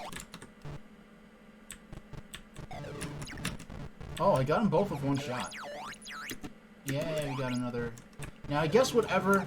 I think, like, if you look at your menu screen, or your status screen, it really does... Like, all your text is blacked out. I think that's a limitation of whatever effect they were using for the lighting. Not being able to, be selectively triggered. So that it would only trigger when...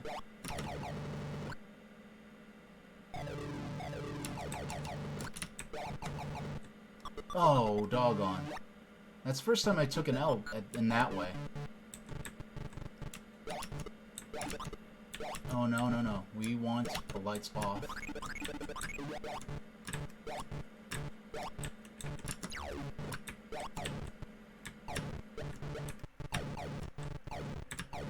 There's no real benefit. Oh, my goodness. Okay. Yeah, you just gotta wait for these guys to jump into the lava, unfortunately. Well, plasma, I guess this is supposed to be. So we gotta wait. Yeah, it's nice having fingers again. Alright, we're just gonna jump right over to...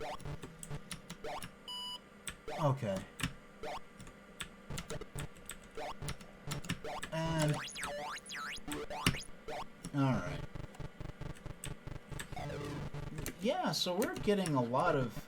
Yeah, these extra lives, with all the stuff they have in the stage, really do stack up pretty quickly. In terms of giving you a lot of opportunities to get extra lives. At this point, extra lives, really with the save system, extra lives are really just a matter of convenience and not having to constantly watch the same game over animation over and over. I don't think there's any sort of gimmicky game over... I mean, it's cool that they actually show the world getting destroyed. It's just when you have one life left, and you keep having to jump in. Oh no! Okay, we're gonna have to make that jump a second time. Okay.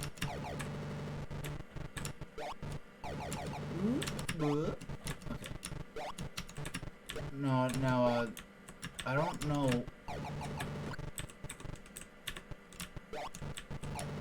Yeah, it's interesting because this is... I have history with only a specific handful of these DOS games, whereas... Oh my goodness. There's so many games from this time period and for this platform and for this performance range of computers that I have no experience with. Well, it's kind of like when you're a kid... I guess this is more... I'm dating myself a bit, but if you're like a... If you're a kid growing up in the 80s or 90s, you would often have one or two systems, one system, two or more if you were lucky, and you'd only get like maybe one game per season, maybe quarterly or maybe twice a year, like maybe once for your birthday or once for a major holiday like a Christmas or something like that. And you didn't get a huge library of games while you had the system. Then once the system became obsolete and the games became cheaper, then often you'd be able to get a lot of those games and build more of a library. Well, these games weren't expensive, but it's kind of the same thing for me, where it's like, yeah, I have fond memories of playing the, floppy disk traded DOS titles, but I only played the few that I had access to because I did not have access to the early internet with like boards and servers and things where you could download games. I was limited to what was able to be traded around on floppy disks. So I played these games. Like I never played like Jazz Jackrabbit or like for instance, that's what there's a lot of PC games that I just hadn't played historically. But it's for someone who has most of my gaming history on home game consoles, it's interesting how easy it is to adapt to playing a platformer using a interface that's entirely really made for typing.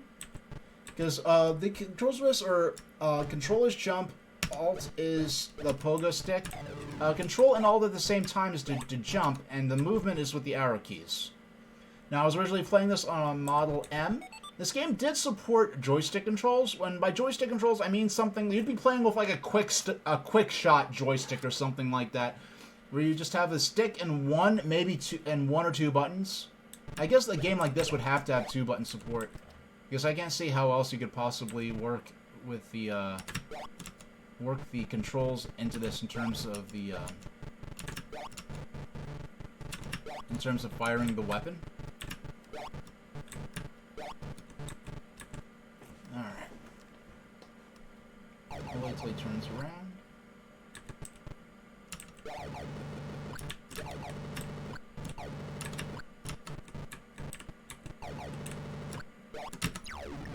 Gotcha.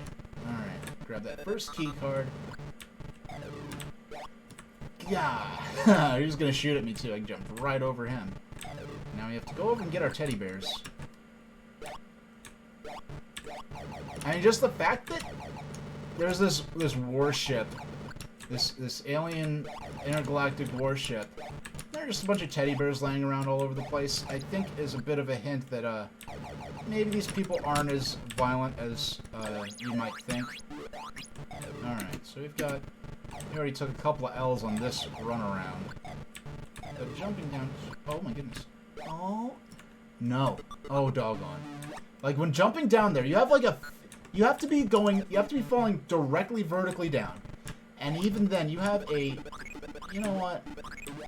I'm not going after all these teddy bears. You know what? After the stage, it just occurred to me. There's no more game after this. Why am I building up a stock of, like, a cache of lives? I don't need to build a cache of lives. Just H this time. I don't need to build a cache of lives. There's no more stages. This is the last stage. No, actually. Yeah.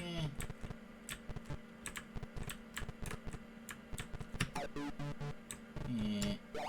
Now this emulator does support save states. Which I did slightly abuse, and I did very slightly abuse, and when I was playing Helios, there was one stage, and I proved that I had the skill to beat it. I mean, I don't want to. This is kind of. I'm about to use logic similar to logic that like speedrunners use when they get caught doing cheated runs. It's like I had the skill to get the record, so I just made the cheated run. But though it's a single player game, and everything I did was apparent and on screen, and I basically just accidentally died once, so I used the save state and just went through it. But next time we play Helios, not this stream, because I have other plans for the rest of this stream if we do beat this game early, but when I go back to Helios, the first stage I'm going to beat that stage over, because in Helios you can beat the stages in any order. So I do have the option of just going in, and it happens to be my favorite stage in the game, and I beat it for the first time on stream. Well, the first time in my life on stream last time I played Helios. So I'm going to go on that stage and beat it legit, which will take about 30-40 minutes. It's a long stage. But it's probably the longest stage in the game in terms of point A to point B. So I'll beat that stage legit, because the thing about Helios is that you can beat the stages in any order, and once you beat a stage and get its symbol, you don't need to go into the stage again. It's not like Super Mario Bros. You have to beat it in a progressive order each time you play in order to get to the end. In fact, if you beat about half the game, if I beat one or two more stages, I could find the last several glyphs, I guess, and go ahead and complete the game that way. And collecting all the glyphs is actually what triggers the ending. But I wonder, like, if I beat this, because I think the joke I made at the time is like, if the aliens know that I cheated, I used a save state to beat that game, because of course save states wouldn't have been a thing on a period PC. Because if the aliens know that I cheated on that stage, am I gonna like grow a tail or something like that? Which would, well, something like that I'd probably cheat on, like, you know, like if you cheat in like the Jumanji in the original Robin Williams Jumanji film, and the kid cheats and he grows a tail or something like that. I haven't watched that movie since '96. That was just me trying to fire two shots at once, but I think something like that happens. So I don't know if the aliens would tell that I was cheated at the game, so I wouldn't get the real ending. Though I have spoiled myself for the ending, so I don't know with the nature of the ending, which I have mixed feelings on the fact that I spoiled myself for the ending. On one point, I wish I was still...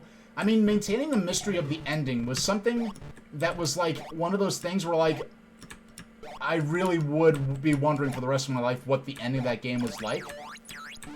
On the other hand, knowing what the ending is makes it even more mysterious and cryptic and creepy, and makes sort of my own sort of headcanons on what the meaning of this program that we humans presume is a game is all the more interesting. I'm like, I don't know if it's like a Last Starfighter thing. Now, mind you, I have not actually seen Last Starfighter. I need to see it someday, but if I understand the premise of Last Starfighter correctly, if it's like a Last Starfighter thing, sort of thing, where they're trying to poll to see if if there's a worthy person that could play this game, so they could do something for real in space, or if it's like another sci-fi movie or and property that I won't spoil, where you think it's a game, but it turns out it's not a game, and they're actually conducting an intergalactic war without realizing it. Oh my gosh, that was one of those moments where I saw everything. I saw that moment where it's like, I'm going to try to make this jump, fire, and dodge him, and fire the shot in the exact same, like, 3-frame window. And I did precisely what I set out to do. Half the time I'm like, I'm gonna try this. I know it has a slim chance of working. And what a narrow chance. You know what? I want to turn that switch off, because that is going to cause the Vorticons to come jumping. And I don't want that to happen, because they will bamboozle me up on the platform. I believe the Vorticons actually can jump that high. So... now, wouldn't it be a trip if I was able to beat this game within the next 10 minutes? Now, I think... I don't know. Yeah, I see what I gotta do. Alright, alright. I don't think I even saw it before. But I do think I see what I need to do now. It's all clear to me now. Like I've had some world-changing epiphany. Oh, yes! Okay, we did it. We just gotta wait for the little red robot to come down around, and we ride him up. We'll ride him up. Please come back around. Because I saw him on the other side of this little incline-y thingy. I don't know if he just has a really long sequence where you just have to sit here and wait for him. Because we saw him when he was on the other side. We saw him. We did. We most definitely saw him. Or... how could the game do this to me? I will wait 1 minute. Wait 1 minute. Yes, I do have an actual physical egg timer. If he does not come back in a minute, I'm going to assume I have to do something else instead. Because I saw him on the other side of this. There's no way. Keen's hitbox cannot fit through that little gap right there.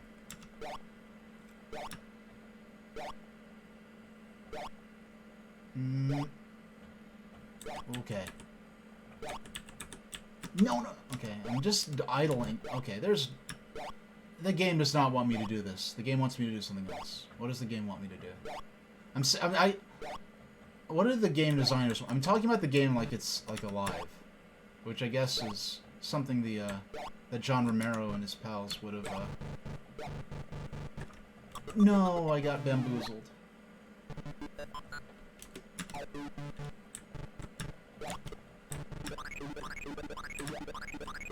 Do I need to... oh, hush. Yes, I forgot all about the timer. We're even... alright, so we're back to...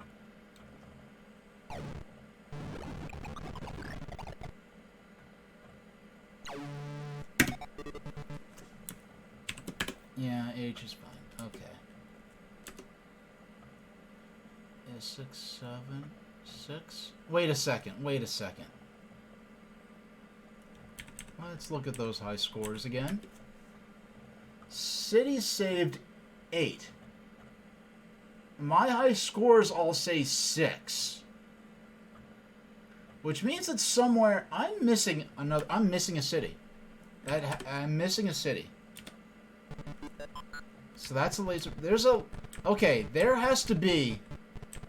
okay, there must be an unmarked laser base somewhere in the game. I'm going counterclockwise this time. Because if 8 is the... and that's how many spots there are. 1, 2, 3, 4. Yeah, there must be an unmarked laser base somewhere in this game. Okay, we're gonna continue to go clockwise. I mean counterclockwise. Okay, we're in the groin area. That's... I mean, we're in the groin area of the ship, which is in the shape of a giant Vorticon. Okay. You should not say such easily abusable things for people to, That was just clumsy. That was just silly. But... So we're gonna have to explore these stages a bit. Actually, I didn't confirm, but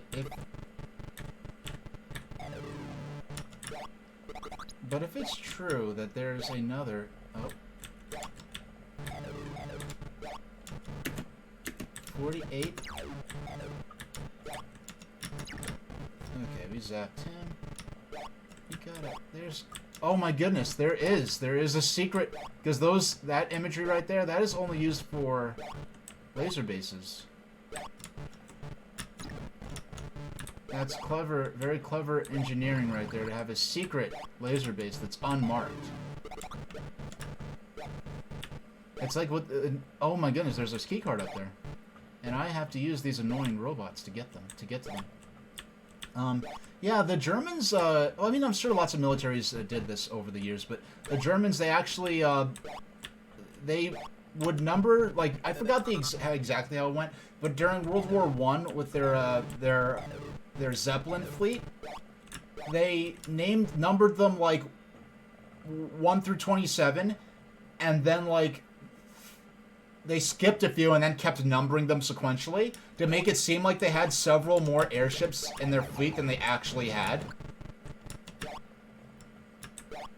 Which is kind of like the, you know, the urban legend. And I mean, it's something everyone in North America at least seems to know at least one kid, or someone who went to another school district, or I know it's happened in real life too, but just where they let a bunch of, as a senior prank, they let a bunch of animals loose in the building and they number them with collars with tags that say like 1, 2, and 4, so the teachers are left looking for number 3 and it's not there.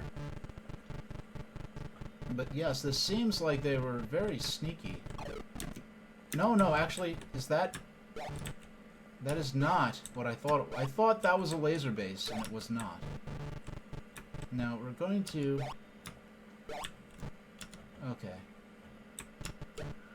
Okay, we're not risking... Well, we got another... I thought for a second there was an unmarked laser base there, but there wasn't. You know what? I wonder if... I wonder if they did something clever where, like, clearing more of these out-of-the-way stages will make there be fewer barriers in the final stage or something like that. I wonder. That would be cool if they did that. 7.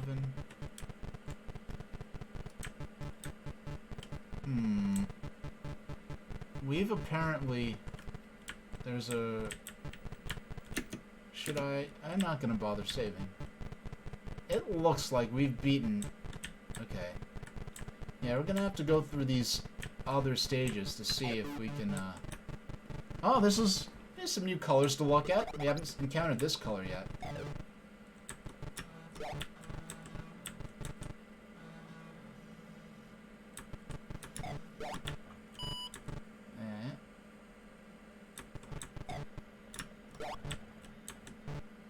Oh, it's full of acid. Yeah, all ages appropriate, acid.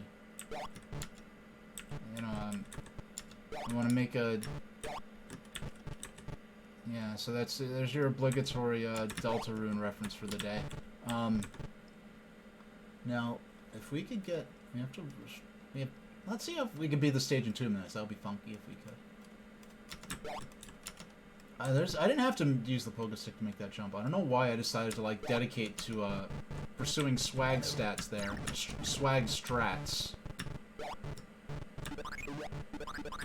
I'm glad that they left all their weapons. Oh no! That was dumb. That was lame. Alright. We're gonna go to the upper right. The upper right stage again. At least we have an extra life around this time. Okay, so we're gonna go up in the burger. Okay. try and wait for the platform to show up.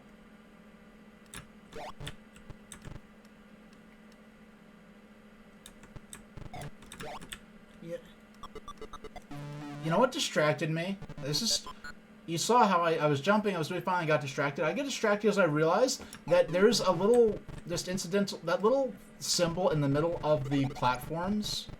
It looks like, kind of like a very, very crude rendition of the logo of the Japanese National Postal Service with an exclamation point next to it.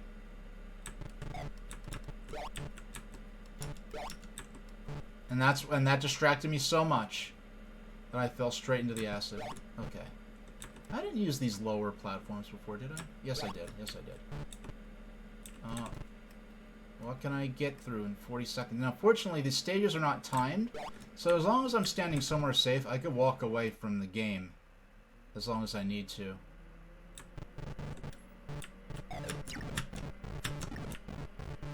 And let's see, 45? So these are worth 5 shots each, grabbing these extra pistols. Okay. I just killed this guy for his burgers. Okay. Yeah, you know what? Because the symbol on the door was of a ray gun. So I'm guessing this is just kind of an armory. Alright, so we picked a nice spot with a lot to look at. That's for sure. So, it is time for... Where is the break? Yeah, there we go. There's my break button. So, I will be back in 10 minutes for the midstream break to get up and stretch. I know, unfortunately, I'm not one of those people that can play for like 6 or 8 hours at a time without getting up once. But I will be back in a few minutes, and hopefully we can... If I want to burn through this game. I want to beat this, and we'll watch at least an episode 2 of Animorphs if I do. And regardless of that, I will come back, and at some point I'll have to schedule like an Animorphs marathon stream. But once again, I hate doing the Amazon Prime stuff, because then it's like, well, if you don't have Amazon Prime and you're not in the right region, it doesn't... But, alright, I'll be back in a few minutes.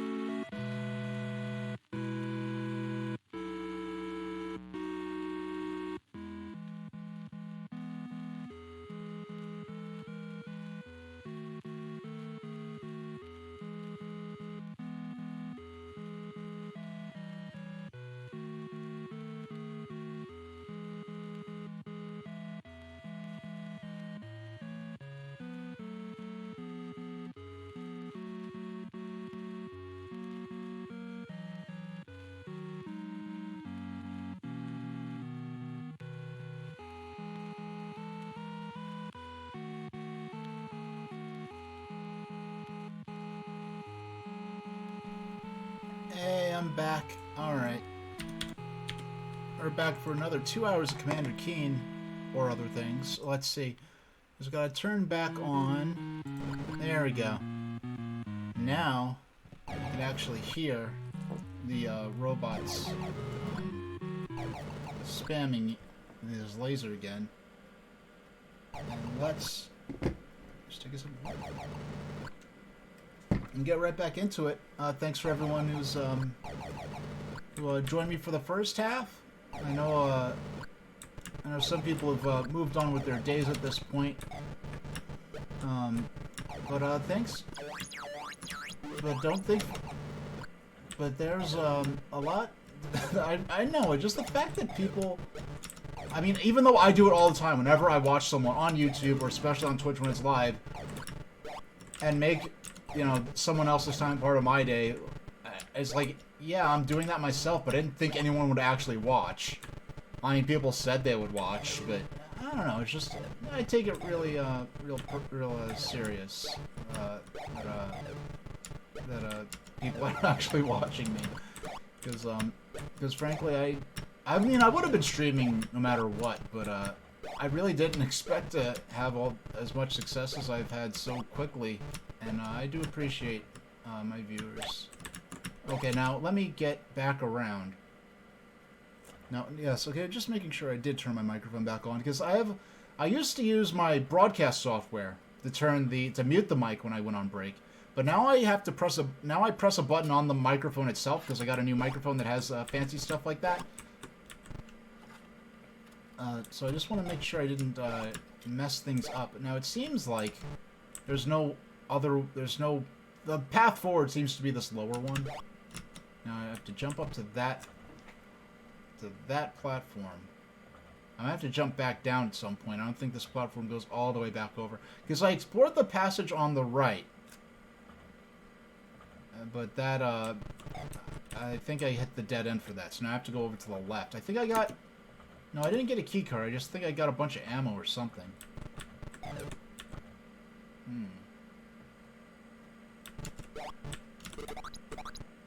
Alright. Lots of chocolate bars. Excuse me. Yeah, we just killed him. Now I forgot, yeah, no- Oh no! Yeah, I was gonna say, I forgot how... Yeah, we got to a spot in this stage where there were a whole load, like a mother load of guns. And we got taken out again. There's gotta be, you say, 6 cities. Just put the H right in the center. No, that's not what I wanted. We gotta go back to the title screen. Pull up the save file. No, I did it again.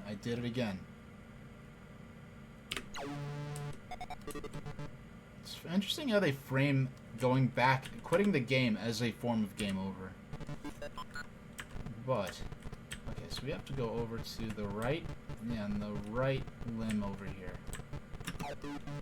This is where, yeah, there was nothing essential over there. So we're going to save some time. And just jump down onto this platform as it comes over. Oh no, we're gonna have to ride the platform all the way over again. Either get on the platform now while I definitely have the chance, or else we just would have had to wait to make it onto there anyway. So we're losing some time, but it's about what I would have expected. I mean, let's say we're not losing time over if I had actually made the cycle as I intended. I mean, I'm saying cycle like I'm a speedrunner. I'm just using that. It's funny how speedrunning gives a lot of...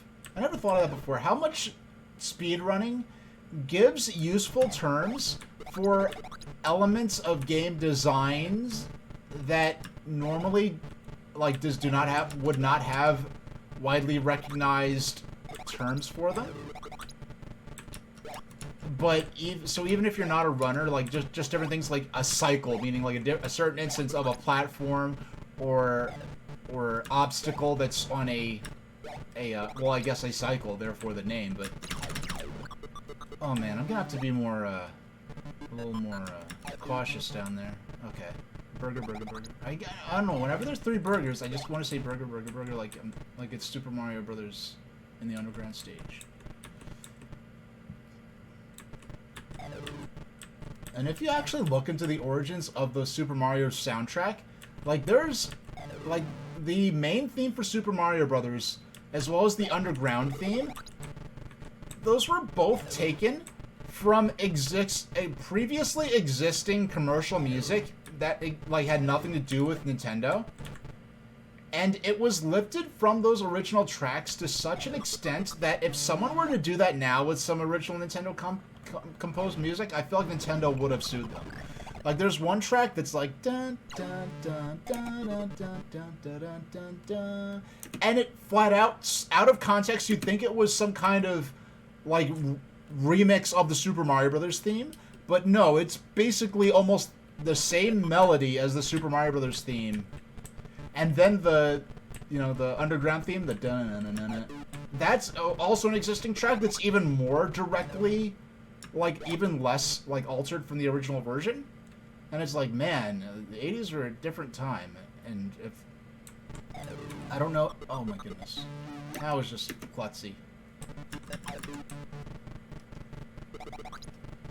And I'm low on lives, too, so we're going to have to see that game over screen a lot more frequently than we were previously. And frankly, at this point, we're running out of stages to use as places to go and grind for points, and therefore grind for extra lives. So we're going to try to... If I had been more, I guess... if I had been playing a little better earlier on, because there are times where it's like, alright, I'm safe. I know I took a bunch of L's where I could have a bunch of extra lives here, but I just don't. Please trigger. Please trigger. Okay. Oh my goodness, like I can't, it's hard to get him far enough over that he triggers, but that I still have enough time to run back over and jump out to safety. So it's a little tricky getting through that passage right there. Okay.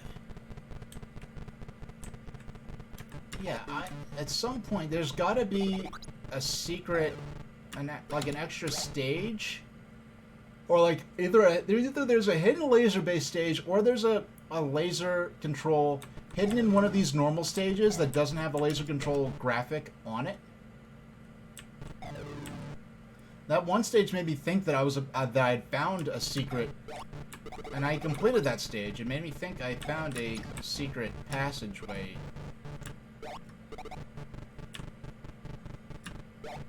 Oops. Yeah. Not that oops. Not the big oops where we accidentally actually destroy the world, but an oops nonetheless. Oh my goodness, he just charged straight over. If I'd gotten in one more shot, I could have actually taken him out. And that's only the first. I think there are like 2 or 3 of those guys in that passageway. Alright.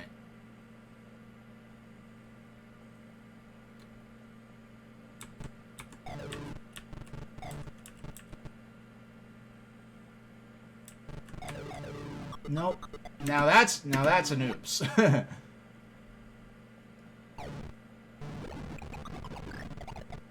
Yeah, so,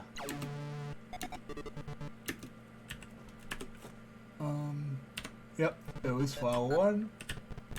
I might as well save, since I'm trying to beat this one stage, I'm just going to go ahead and save here. You'll have to wake up early on Tuesday to try to get an analog pocket. Yeah, in my time zone, I believe that those pre-orders are going to go up at 11 Eastern Standard Time.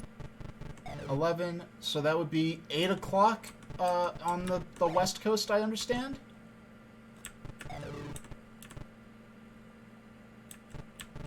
Yeah. Well, in the game, when you do it, it says oops. I don't know if you got... Azure S, did you get to see that?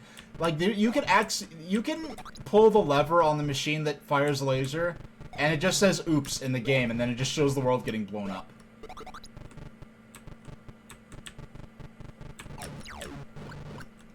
I don't know if that registered or not.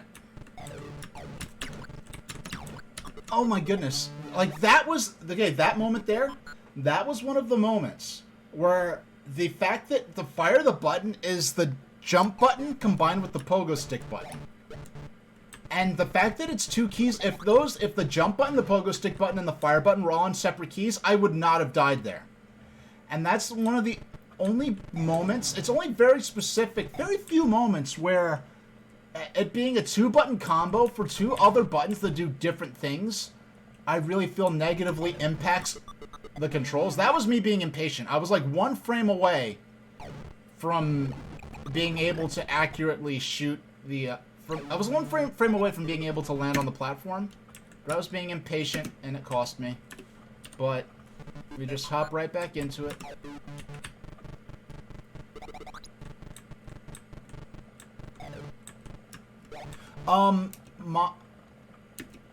If you have to try for the dock later in terms of your available cash on hand, I can't assume, I'm just not trying to scare you, but I'm just saying, I don't know when or how often they'll be making batches of the docks to buy separately from the handheld. I can't assume how soon that may or may not happen. So I'm just putting that out there because I got a dock. Now, oh, that was me being silly. That was me being silly. That was me thinking about the freaking analog pocket dock instead of not getting shot by the Vorticon. Okay.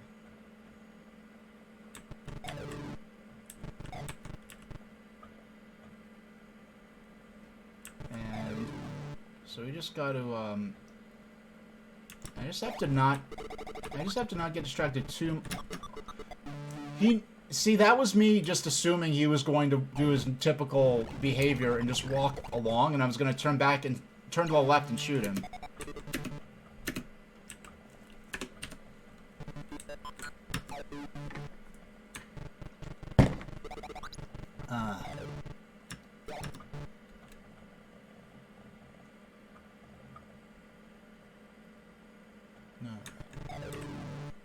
And they're very conveniently made that moving platform and this moving platform. That platform was the first one was higher than the middle one, and the other one was lower than the middle one. So you very conveniently can sort of just walk down onto them.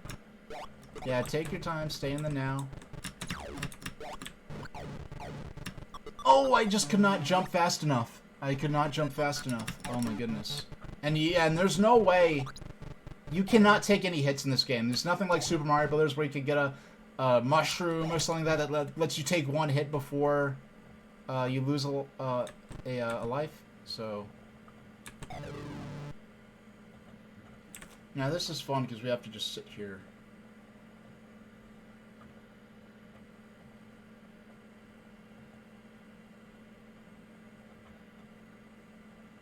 All right.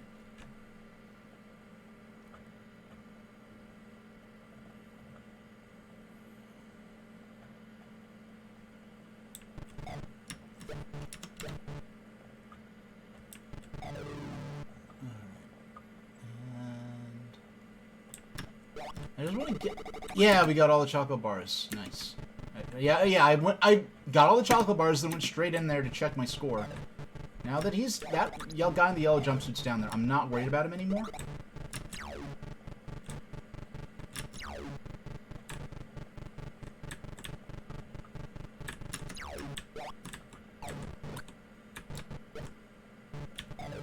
Oh my gosh, do not jump over here.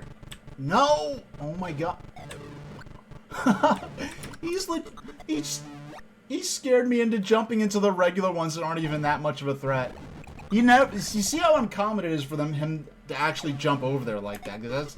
I've done this maybe a dozen times now, at least, and I think that's the first time he actually jumped over that that spot right there. Now we want to get the platform the first cycle, save some time.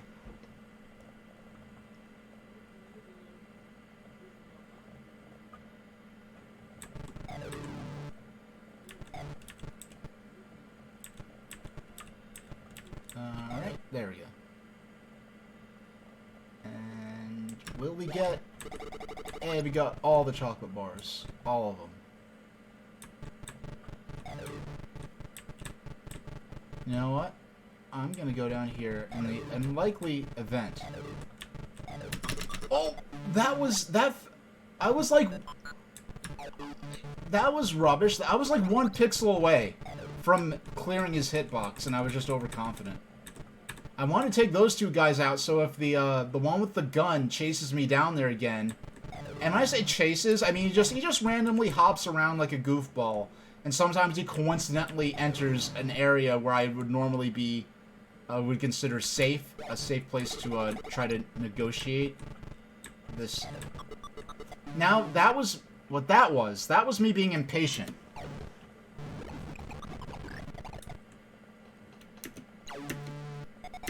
Alright, so we're gonna jump. No, okay. We're gonna go to the title. We're gonna go to continue game.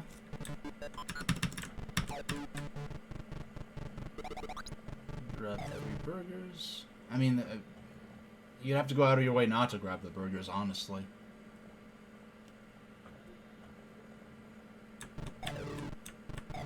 And we're gonna wait till...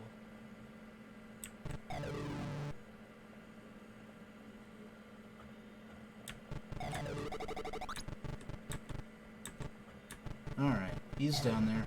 I mean, the odds of that happening are so low. Hey, we triggered him over. Can we get him?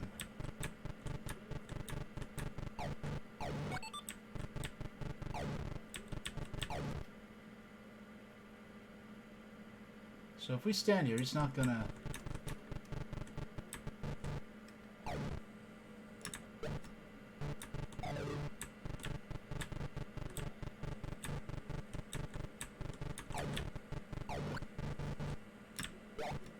Can we lure him? I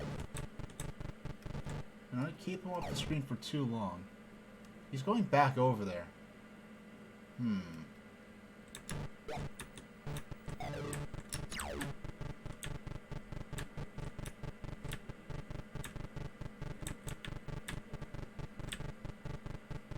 If they...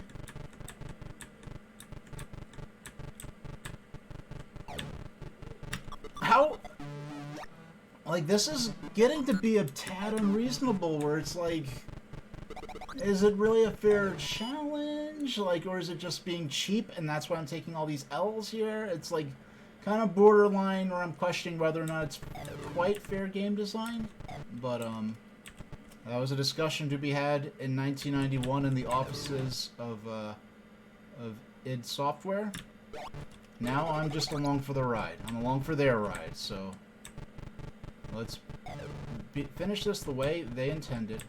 I don't think he could... Yeah, I'm not sure if the way his hitbox works. I'm not sure if... We actually got a shot off on him. Are you gonna jump over here?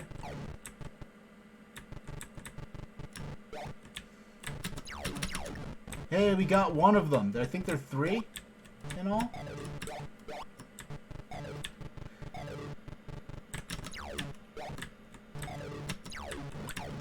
Oh my gosh, we got 2 of them. We got 2. We got 1 shot. We actually managed to get a second shot off on him.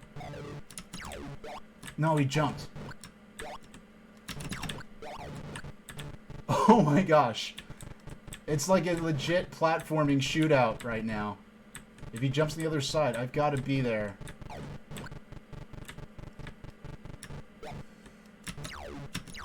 We got him. We got 2 of them. I don't know if there's a third or not. I don't know if there's a third or not.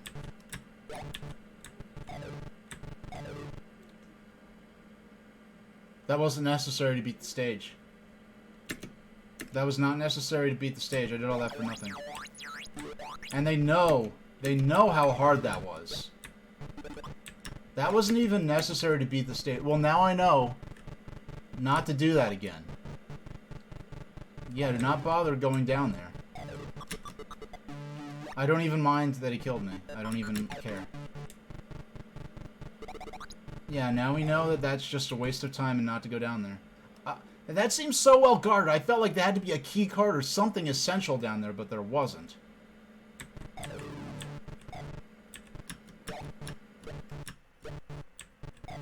And...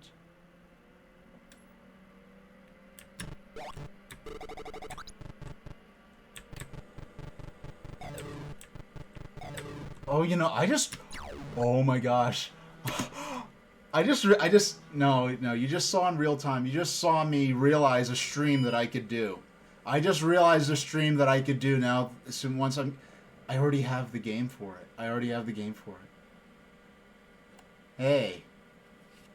Yeah, I could do that now. I could do it. All right, I'm not even gonna spoil what I'm doing. You're enjoying Kung Pao chicken with chow mein noodles. Now, excuse me. You're being a bad doggo. There we go. Yeah, I have a cool idea for a themed stream I could do. With actually, I'm already planning something kind of similar for the rest. Something kind of similar. Oh.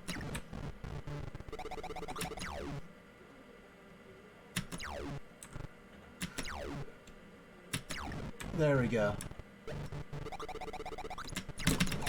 Oh my goodness. Alright, that's well played, well played. Actually, now that I know, I'm gonna save Scum. This actually could be a oh, no, that's not what I wanted to do. Yeah, I have a good idea. Alright. No, that was the end of my good idea. Okay. I wanted to do this when I still had an extra, another stock life. Because I could use this. I want to get some extra lives just so that for the whatever other stages I play, I don't have to constantly go back to the game over stream. Because I have the potential right now to get a decent number of extra keens.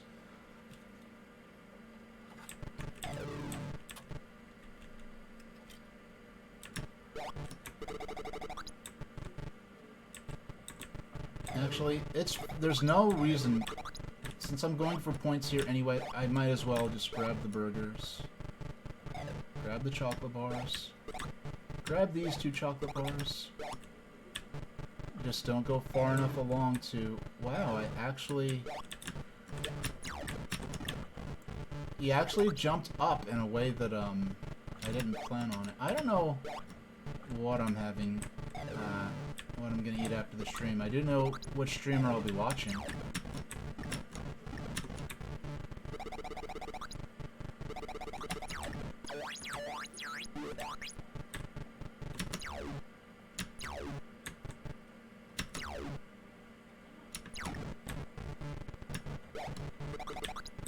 Come on. No! I jumped right into him. Alright.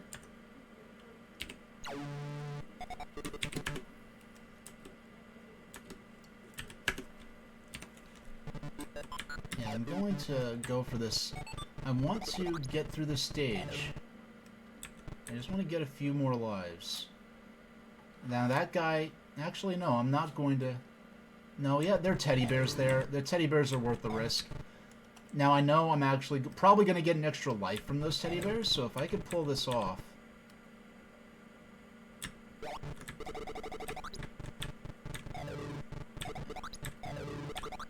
Now, if I don't beat the game this stream, and the next time I do a Commander Keen stream, I'm actually probably going to just do a full stream where I go ahead and play.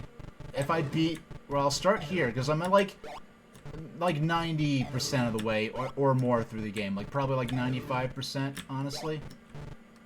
So I'm gonna do a thing where if I beat the game, I'm just gonna go straight to Keen 3. I'm not gonna do like what I'm doing this game, and because I figured if I beat this game this stream, I'd probably be something like with like I'll eventually I have to add that game to my collection, but I will be playing it. Now I've heard from Pete Dorr that it's not a good game. I haven't heard from... I don't think Pete has much experience with the Commander Keen series outside of that one game. You're just saying it's a bad game in its own right.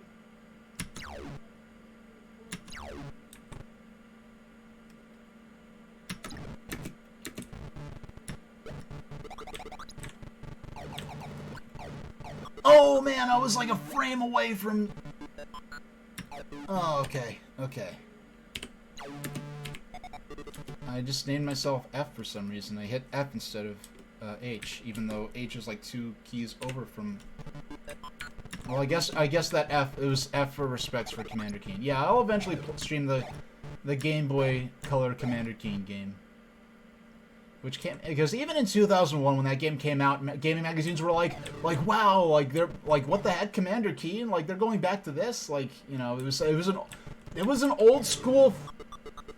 Okay, the Commander Keen game for Game Boy Color was like an old school throwback back before that was even really a thing that existed as a concept.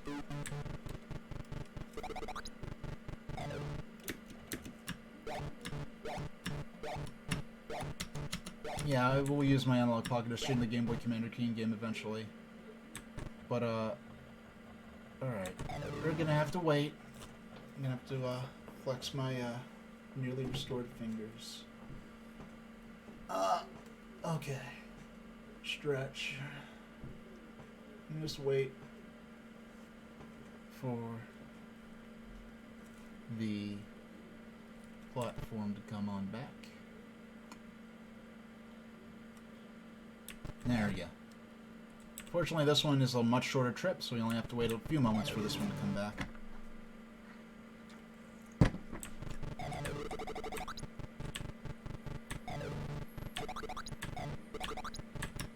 Now, Now, I wonder if I should even...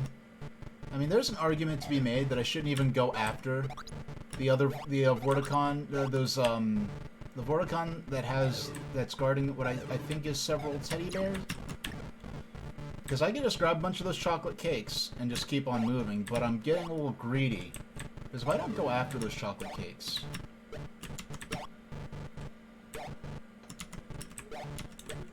Did I?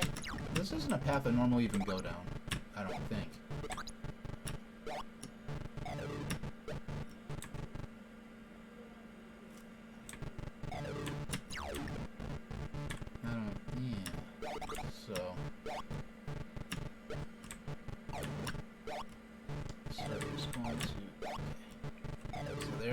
Hopping around up there. Yeah, usually, I think, so far, we've usually gone straight over here. Kill all these guys for their chocolate bars and stuff. Now, because I keep meaning to get him.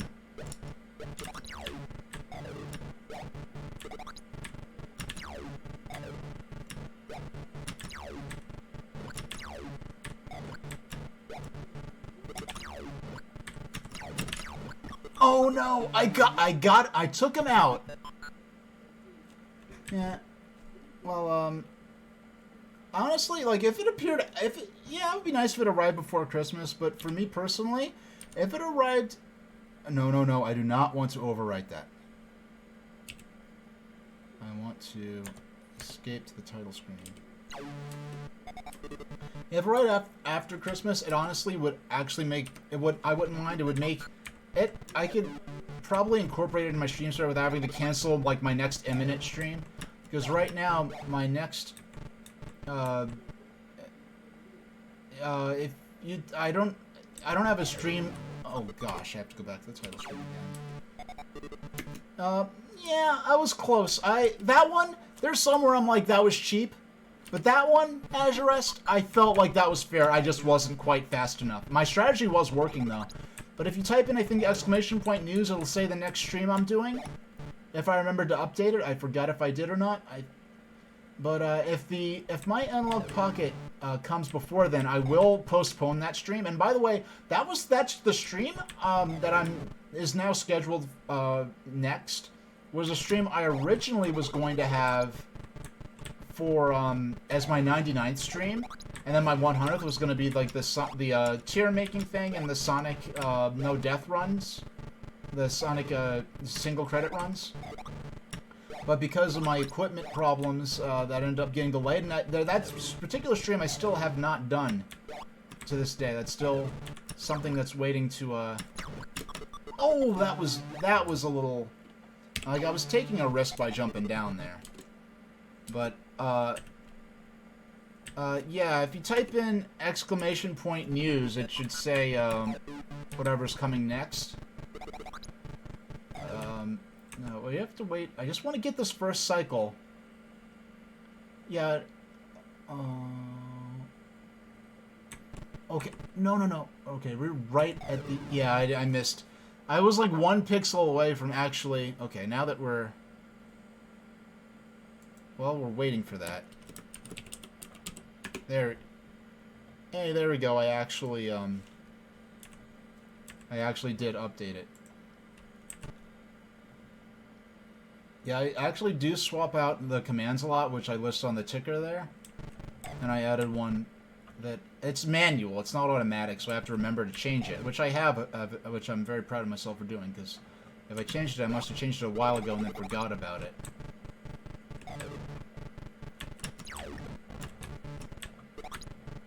Chocolate bar here, chocolate bar there.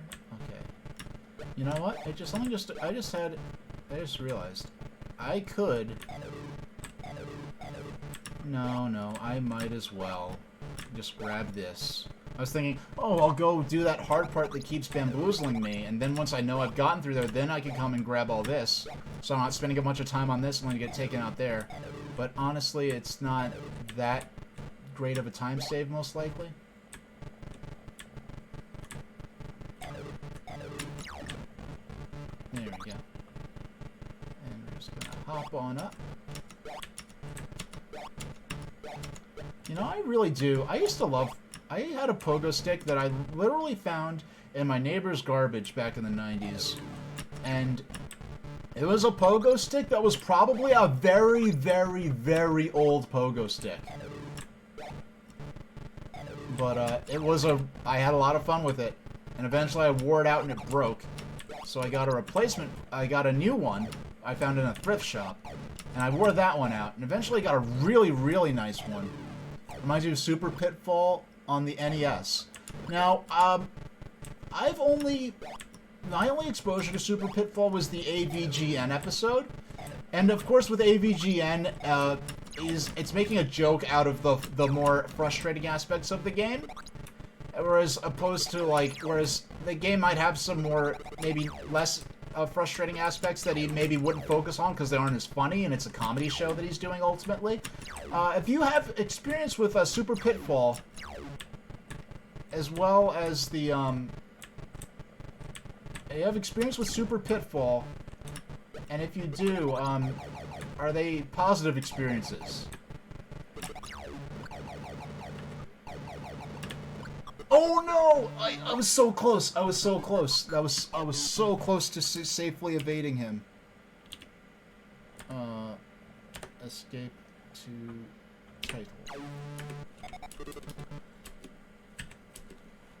Now I just want to clear this stage in the manner I want without taking any deaths. Yes and no, but mostly enjoyed it. Yeah, because I think the game seems like so close to being like a really great game, but it just seems like a few of the things, just a couple of elements, are a little too cryptic and unfair.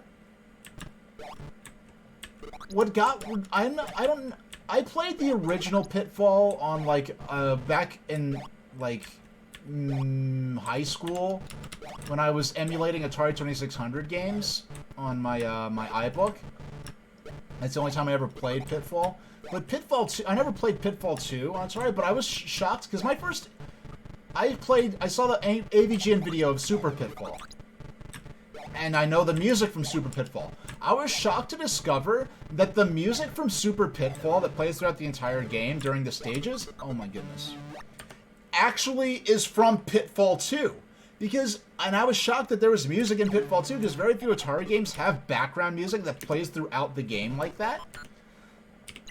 And what really freaked me out the most is the fact that the music in Pitfall 2 is better then the music in Pitfall...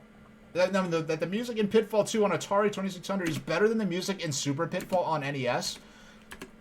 When comparing, like, Atari 2600 and NES is like comparing PlayStation 1 with PlayStation 4 pretty much.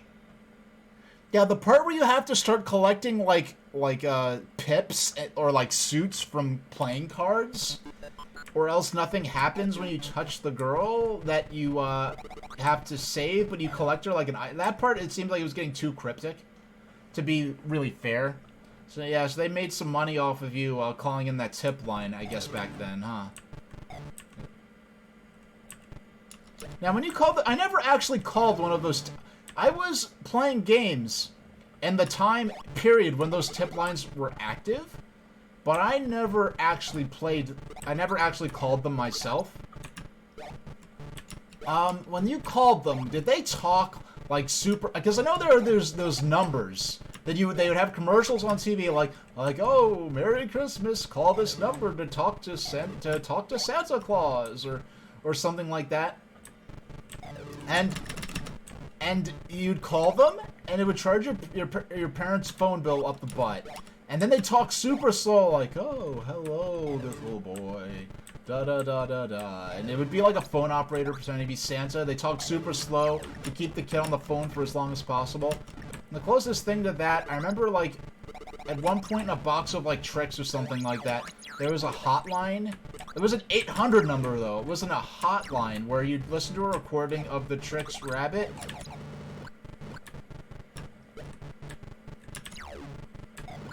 Oh my gosh, this is so stressful.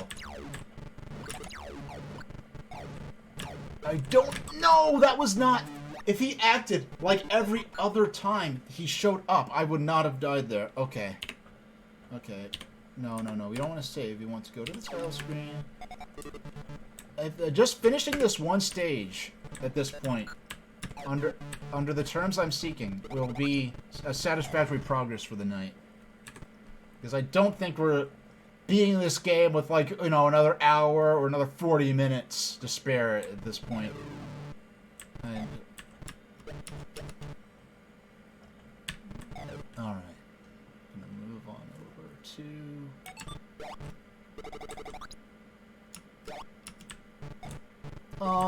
I don't, like, I'd have to maybe play the game to see this. I know, like, in Super Pitfall there are some, like, blind jumps, like leap of faith jumps that you have to fall and die several times in order to figure out the right way to fall to avoid a hazard that you can, there's no reasonable way you could know is there without trial and error.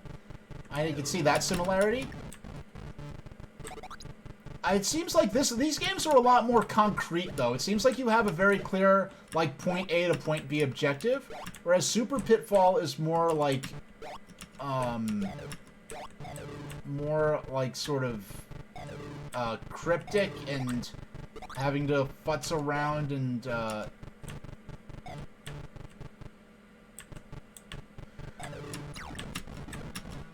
yeah, futz around and explore and figure out which way to go.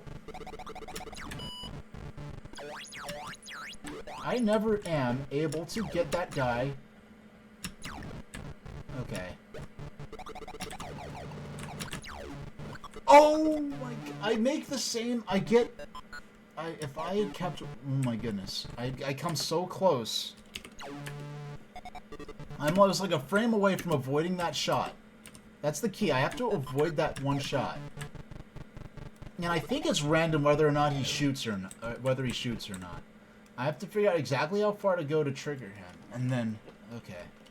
And I can make a save state at that one spot and just go ahead and do it. And it would have no bearing on my skill at the game.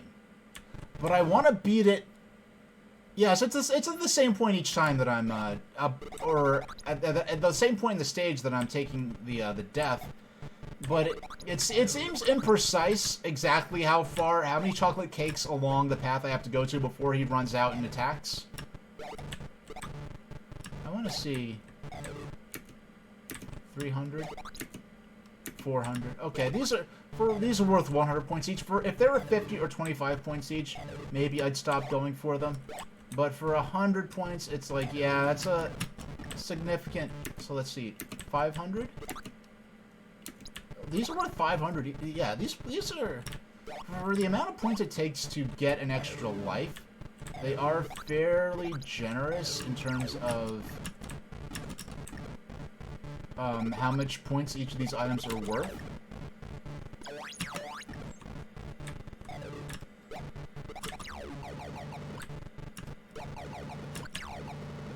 Okay.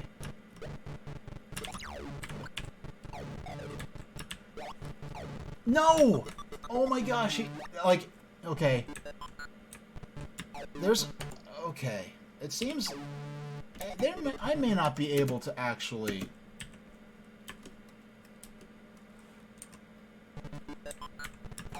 I'm questioning, if I don't get it this time in the way that I'm trying to, I may have to conclude that,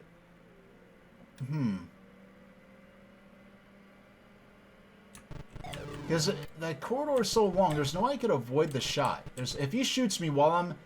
Unless he's on the upper level and I'm in that little nook, which is dangerous because he could jump in there and kill me by touching me directly, there's little chance I have of really surviving him. You know what? I'm just gonna... My new strategy. Okay. Here's what we're gonna... I'm gonna grab a few chocolate cakes. I'm gonna trigger him to come after me. I'm gonna ignore the teddy bears. Well, the thing is, I'm not giving up. I'm just taking a more practical approach, because what I'm going for are some bonus points to get extra lives, and what the extra lives would do is make it so that I don't have to see the game over screen as often. But I'm restarting the stage so much to try to get this level done without taking losing any more lives, that it's kind of defeating the purpose. There we go. Now, if he... Oh, wow.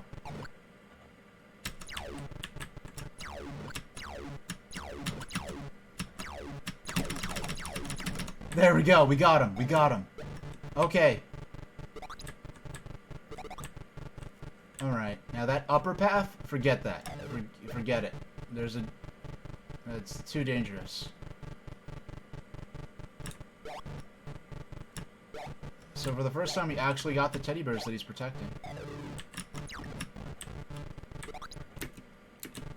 Now, I am going to go over, and I don't think there's any hazards in the way of... So we have to complete the stage. Okay. Jump. Okay.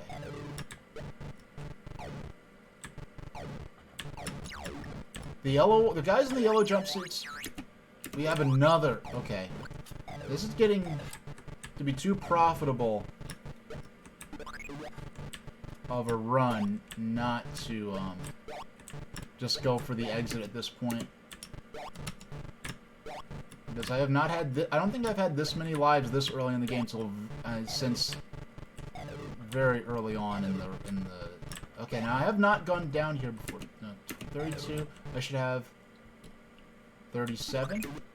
Yeah, okay. Oh my gosh.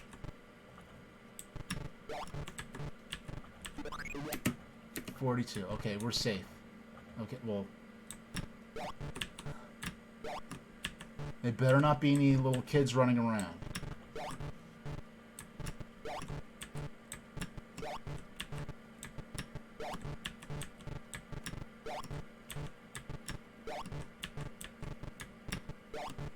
Okay, we made it. Okay. Okay. We made it.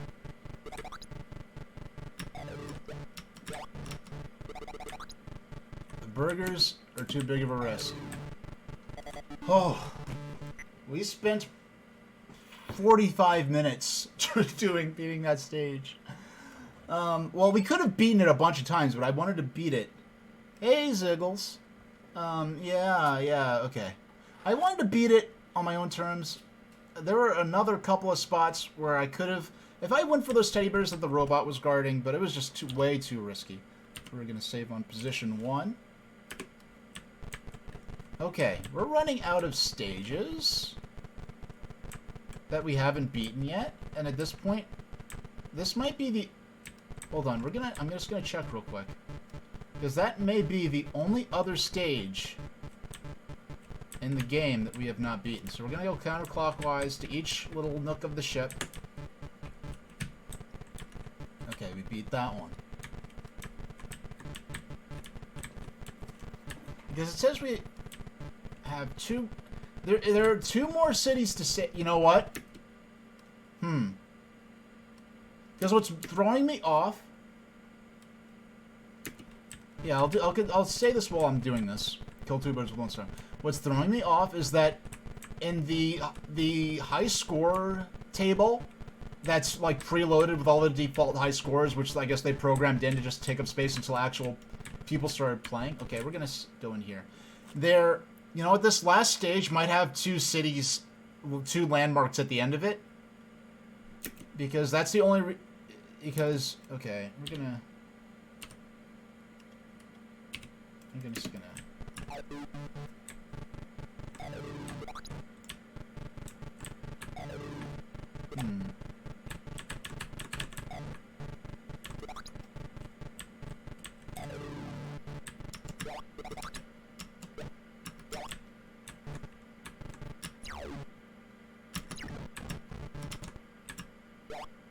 Okay, we got it. It's another one of the... We beat this stage before. I think.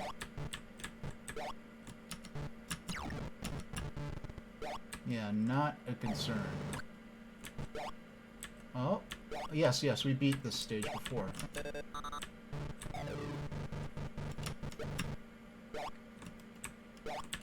And if in the event that I only like 30,000 more points. No way I'm taking all that risk just to get the teddy bear. I say teddy bear, but it's a stuffed baby Vorticon. Or a stuffed child Vorticon.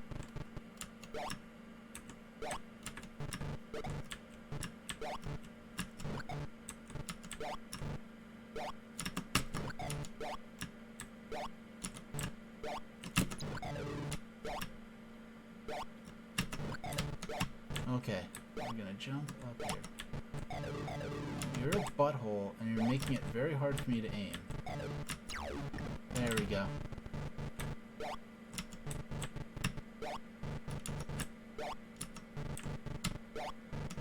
Now, okay. There's a certain kind of running jump. It's not unique in terms of its properties, but if you walk and activate the pogo stick, it turns into a jump, and it makes it... There's several times I very consciously used that to, Now, am I intended not to be able to jump up onto here? No, clearly I am. Either that, or this is a very poorly designed little intersection thingy.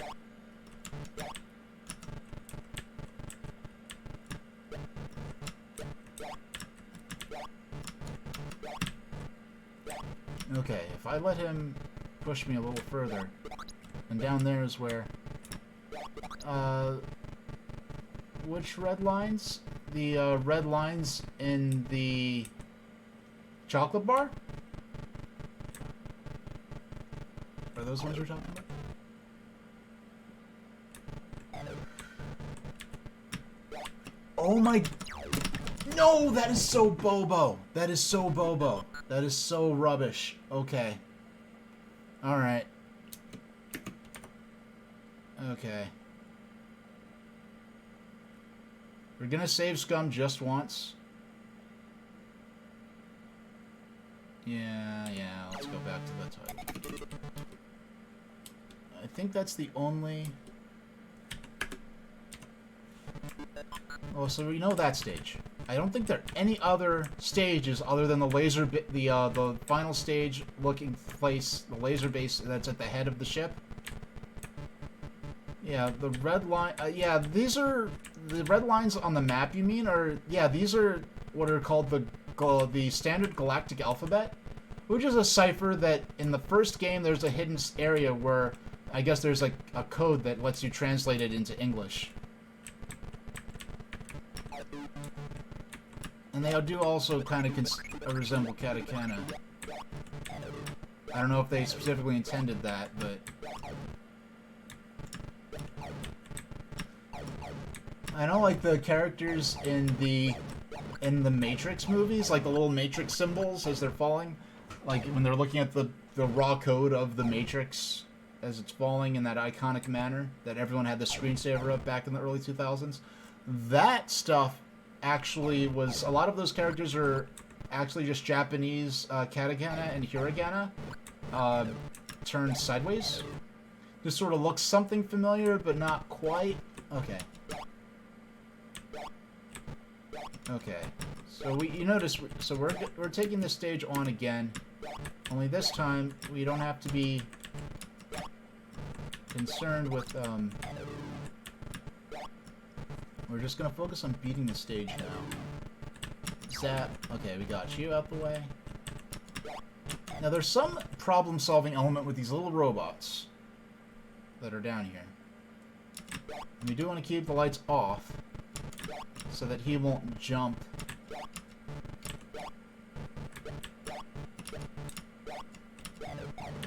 No. Now, yeah, there's a little branching path here. One direction goes towards...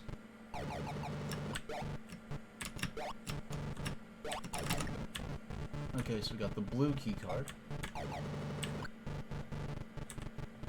Wait a second.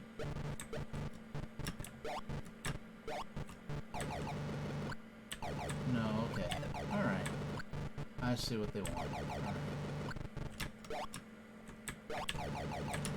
So this is the way that leads to the bonus points. There is a Vorticon we need to kill. Or no, there are two of them. We were last here a while back.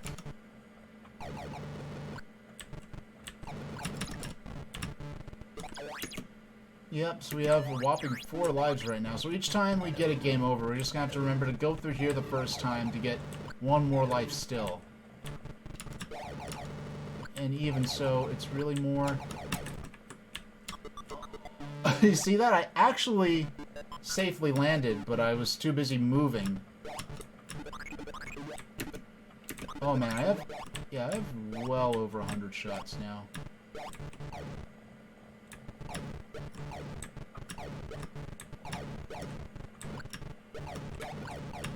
That was me being impatient. And this passage would be totally unnavigable. Oh yeah, I forgot to mention this.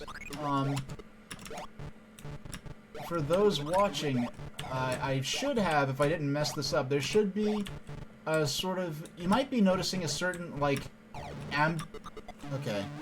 There's a sort of background noise. I can't hear it. I have the monitoring off, so I can't hear it, but you watching the stream should hear it. There's a background noise that sounds like an old computer running. That is not the computer I'm playing it on. I'm playing on a modern laptop. That noise is a track of old IBM noise that was created by Clint from Lazy Game Room, or LGR, who does a lot of vintage computer type stuff and often uses these very games to test some of the machines that he reviews and builds. He builds sort of modern retro PCs, sometimes building new machines from old parts, opening up unopened machines from like 30 years ago and running old period programs on them.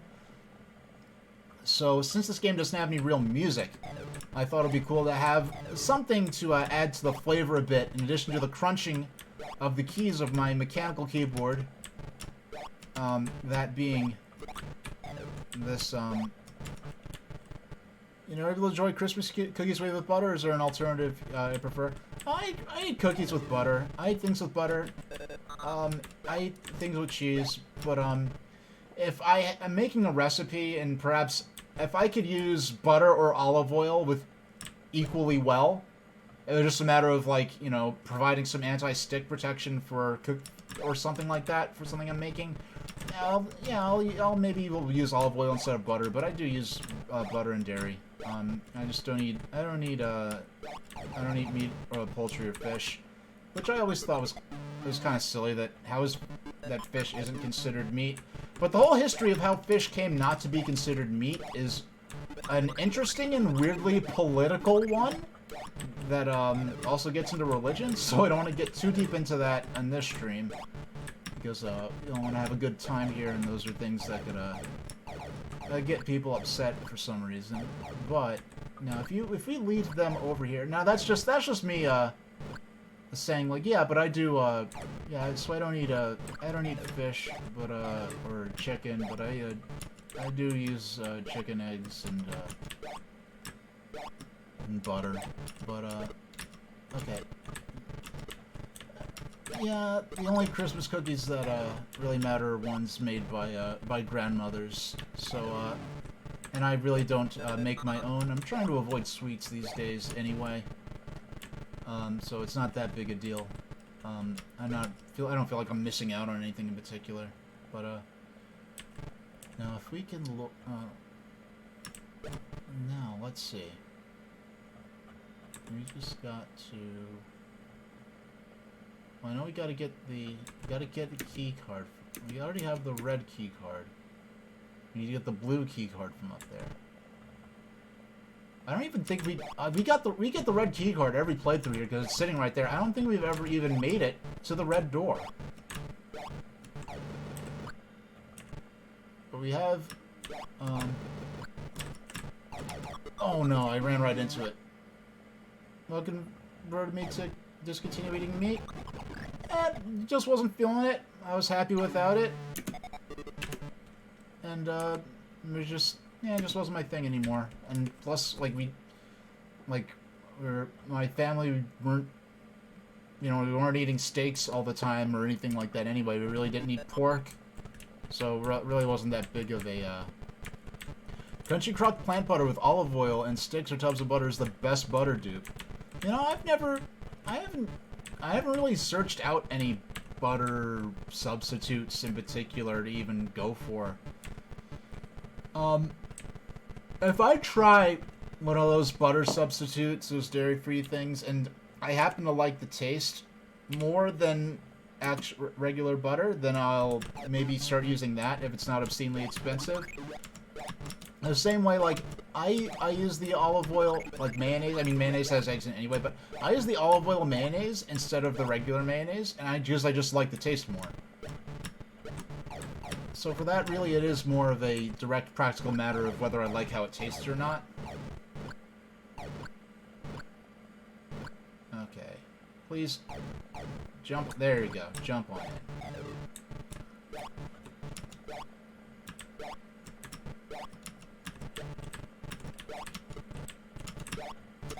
Alright. Grab the red key card, and maybe this time we'll actually make it to the red door.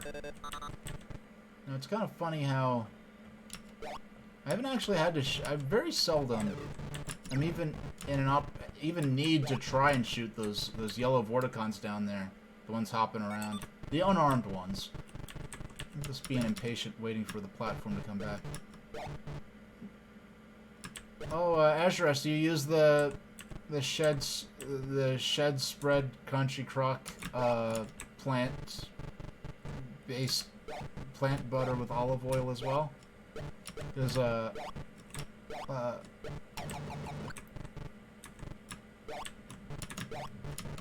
oh my goodness. Okay, so we missed the jump, but we did not get killed by the robot.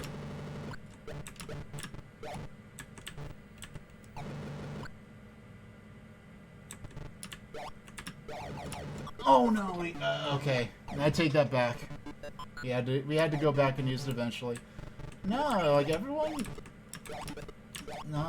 should just do what comes natural and what's special and what's meaningful for them and what makes sense to them. Okay. So and plus, like, I remember even when I was a little kid, like, I was just amused by, like, when I tried, I guess at some point, there's a family friend that's been a vegan for a long time, and just trying different things, like meat substitute stuff they had, back when that stuff was far less common than nowadays. We had to go to, like, a specialty store to get that kind of stuff. I was just amused by how close they can get it to, tasting like actual meat without it being that, and I was just amused by that alone. Okay. So we gotta wait till the platform comes. We have an hour to beat the game. I mean, this is the same bottleneck I hit as a kid where I cannot get... I think I got all the stages except for this one. I am convinced at this point that this stage must count, because it's the last stage, maybe it counts for saving 2 cities. Because what really was making... The only thing that's making me question whether there's a secret stage at some point that I came really close to hitting is being taken out by him. Is the fact that on the default title, on the default high scores, there's only ones that have 6 cities saved or 8 cities saved. There are 8 cities. There are ones that either have 6 or 8 and none with 7. And so that made me think, like, wait, why are they none with... it made me feel like there was a stage... I was missing a stage somewhere. Yeah, all protein originates in plants. So it's sort of like how all energy, at least on our surface of the planet, all the life chains, all the life, I felt like the gun wasn't shooting. But like how here the sun is, on the surface, the sun is the original source of energy. And then it goes through different levels of consumers, and each time you're losing a whole ton of that energy. And by the time it gets to the apex predators, the apex predators are getting the least energy of all. Because it starts with the sun and ends with an apex predator, and the apex predator is getting the least amount of the sun's energy. It's the same reason you can't take like 2 batteries, like 2 portable USB batteries. If one's drained and one's charged, you charge one with the other. And then you charge it back again and just sort of swash the energy back and forth between these 2 batteries. Each cycle, you're losing more energy. And that's why you need... That's why the sun is the original source that's providing energy to the plants, and then and then the herbivores and omnivores eat the plants, and then other things eat them, and whoever's at the top is getting the least energy. But then in the deep ocean, we have other original sources of energy, like chemosynthesis, where we have organisms that generate energy using those the substances that get shot out of those hydrothermal vents that are heated up by the sun's geothermal activity, as I understand it. So we have a whole other system of food webs and levels of energy, or chains of energy, I guess, I don't know, that don't involve the sun at all. Which is what some biologists are speculating could be taking place on some places around the universe, like some of the moons of the gas giants, where they have geothermal underwater activity going on.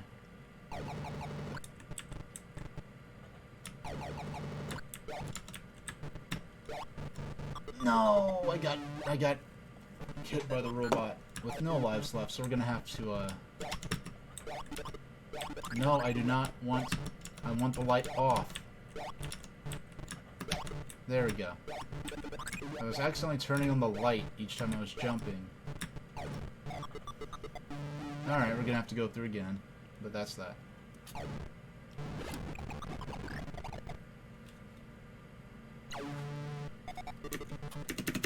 We're not entering a name this time. We're just gonna be Mavericks and be anonymous.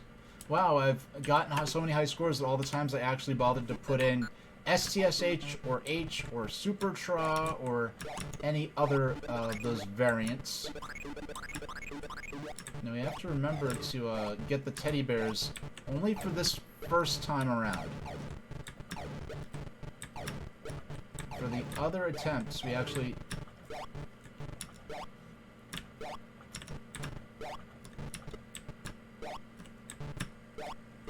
Okay, so there are teddy bears up there that those 2 Vorticons are guarding.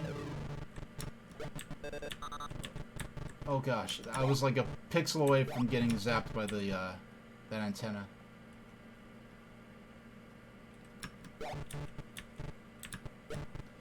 Yeah, and there's some things that... There's some living things that I really can't even wrap my head around. I mean, that's a thing you hear a lot, but like, Like, there's a certain type of aspen tree that's like a colony, where it looks like a massive forest of trees, but it's actually just one single organism that's underground. It's like a network of just roots. That's the actual organism. And all the trees are just sort of things that it's sprouting out of the ground for sort of reproductive purposes and to perform photosynthesis. It's sort of like, it's almost like a mushroom, where the mushroom that appears above the ground is really just like kind of the reproductive structure of the organism, and the actual main element of the organism is underground, is like a series of little fine sort of hair-like structures that sort of snakes through the ground like a root system. And then, like, I still don't...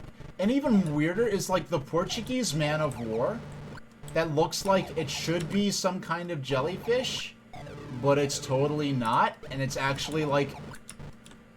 Oh my goodness, that was me talking about freaking Portuguese man of wars instead of focusing on the game. Which is not a bad problem to have, because... Because now I could be a dork that is fascinated by Portuguese Man of Wars and loves old DOS games, and not just one that likes one or the other. Yeah, but, like, Portuguese Man of Wars are actually, like, millions of single-celled, completely independent animals that are all acting in unison to form this larger single thing, which is... I don't even fully understand. Oh man, that was me getting impatient.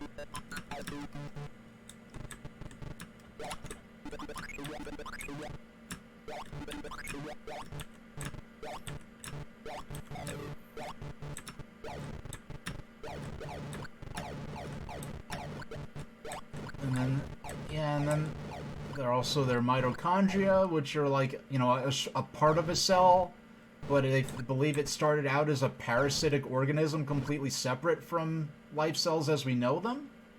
That, you know, cells need them to create energy, but they have their completely independent DNA. And so there's, you know, like, you know, their theories that they started off as a parasite that formed a symbiotic relationship with whatever it was that developed into modern life cells as we know them. And that right there is the basis for the survival horror game for PlayStation. Well, the survival horror RPG for PlayStation known as Parasite Eve, where it's about, like, where mitochondria become, like, gain, like, fully, like, human-level intelligence and start rebelling against the organisms that they're living inside. And, where, like, the mitochondria are saying that, like, the nucleus of, like, the nucleus has basically enslaved them so that they're rebelling. Yeah. Yeah, a symbiotic relationship, kind of like Lunarians and Doorworms. Okay. Man, yeah, platforming using a keyboard. It's, a good thing I only play this, while I'm streaming. Alright.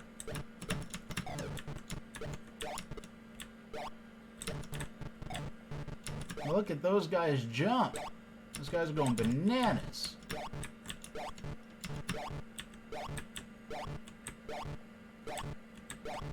Now, I want to examine what exactly I have... No, I did it again. I did the thing. Alright, get impatient and start doing silly things, because it seems like the game wants me to use the robot, the little red robots that are climbing around the walls. The game wants me to use those as an elevator to get up. I've done it several times in this game, and I've done it during the stream. But it seems as though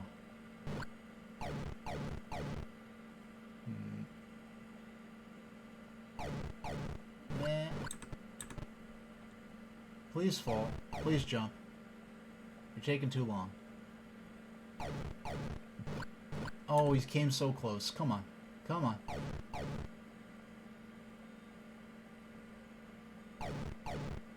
Alright, finally. Now we can... Yeah, that little gauntlet is pretty... I'm sure that's pretty much impossible unless you know that turning off the light makes it so that they don't jump. You know what? What? I was gonna make a joke about Vorticons not jumping in the dark. They'd be pretty good at platforming games.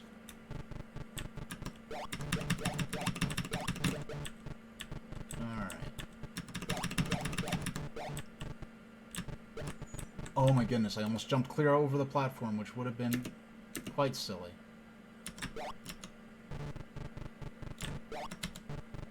We don't need to get the teddy bears, we only need...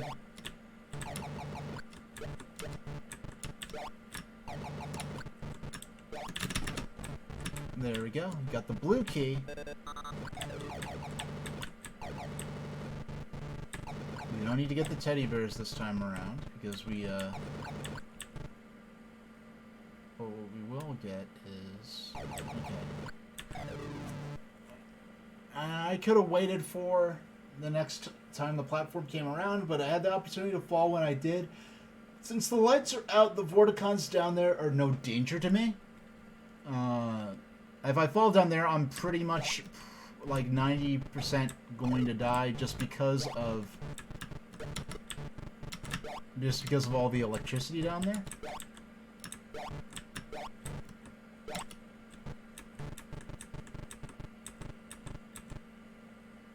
No.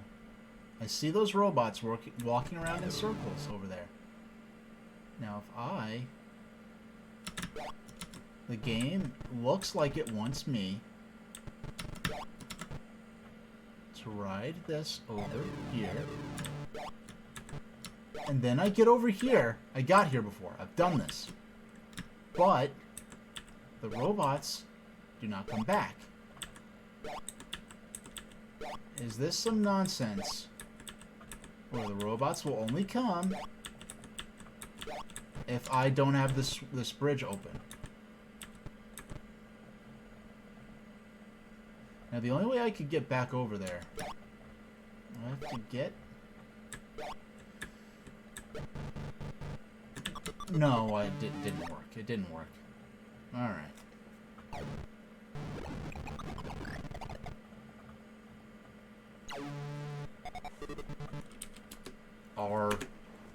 Okay. Alright, so this is the first attempt of this set of attempts. The first life of this set of attempts. So I will collect the teddy bears that are guarded by those two Vorticons up past where you collect the key at. Alright. This last guy's taking forever to fall down there. Alright, he's down there. Okay, so let's go ahead and whoop! Alright. And jump. Okay, I don't think I've failed that jump yet, but each time I get more and more anxious. Because I guess I've just tried it so many times. And I guess the more times I try, the more time I have invested in attempts, so I feel like failing it again would be really bad. I don't know. Alright, I know the yellow guy's not going to jump up and get me. Oh, there we go.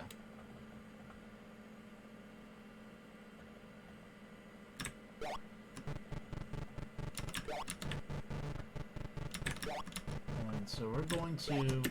Yeah, we're going to get... Okay, first we got to get the key card, which we actually need to complete the stage. Just got a nut. Only to the robot's facing the other way.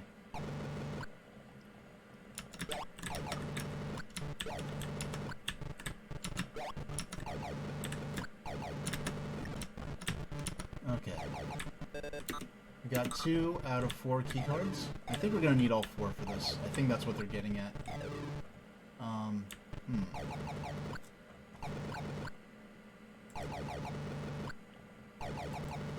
is the... Is my stream down? Is my stream down? Alright, okay, it's not down. Alright, my mod view on my browser had an error, so I had to check and make sure. Because earlier today, we had some inclement weather, and we got... Okay, I don't have to go back up there. So earlier in the day, we did have a little rough weather, and a little... The lights seem like they're trying really hard to stay on. The power backups on my... Now, I did have... The power backups on my... Most of my equipment did... Yeah, there we go. Did activate, and I have a laptop that's dying, and I think I had it... I mean, it was already dying before then, like, the screen was flickering and stuff, but it was hooked up to... I guess I don't care about it much, I just have it plugged into, like, just straight into the wall, the power for it. And when the lights flickered, I think it might have damaged the power supply. And I think it actually might have took a bit of a surge, because it wasn't plugged into a protector or anything. But it's not a computer I need to... Okay, you know what?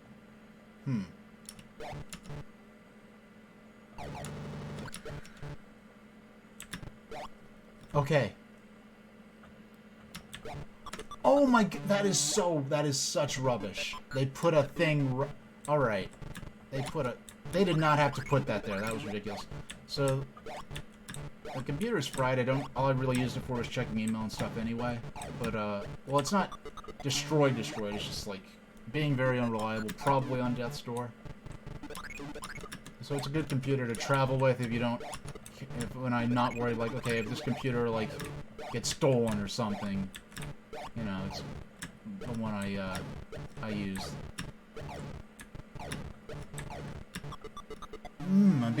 See, because I did something before that I never did before, so I feel like even though I wasn't any further along in the stage than I had been before, I felt like I was closer to solving the stage, so now I'm doing the thing where I got real far, and I almost got it, and so when you get back in the game, you start rushing and being reckless trying to get back to where you were before. That's what I'm doing right now, and that's why I'm taking all these L's right now. You've got 42 minutes to beat the stage. And if not, next time I do a Commander's Keen stream, I'll just start it from this last stage here, and if I beat the game early enough before the end of the stream, I'm just gonna jump straight to Commander Keen 3. Yeah, seizure time. Okay. Actually, no, I almost forgot to... Yeah, with the flickering screen and all that. Alright.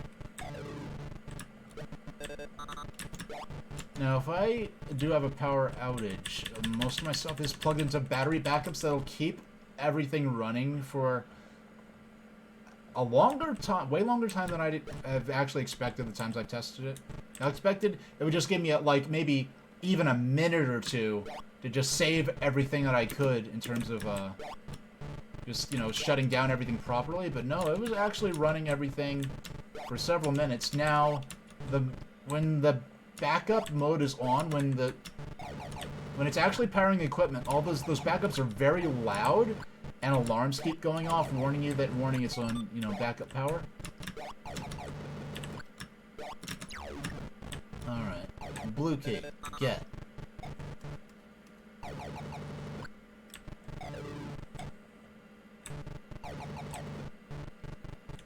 Okay.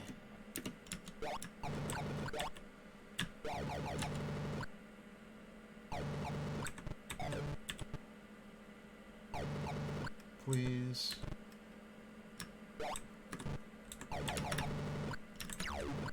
No, I couldn't quite. That jump is real tricky.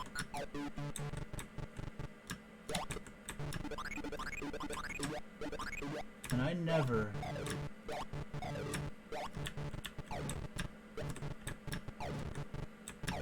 I mean, why do they have to put these guys here? When turning the light off basically makes them a non-threat, and they must have specifically designed this so that you could lure them into jumping down, so why put them there as a threat? I mean, yeah, it makes it feel... I mean, It makes sense. It's just time consuming. And when this game eats through lives like this, it's like...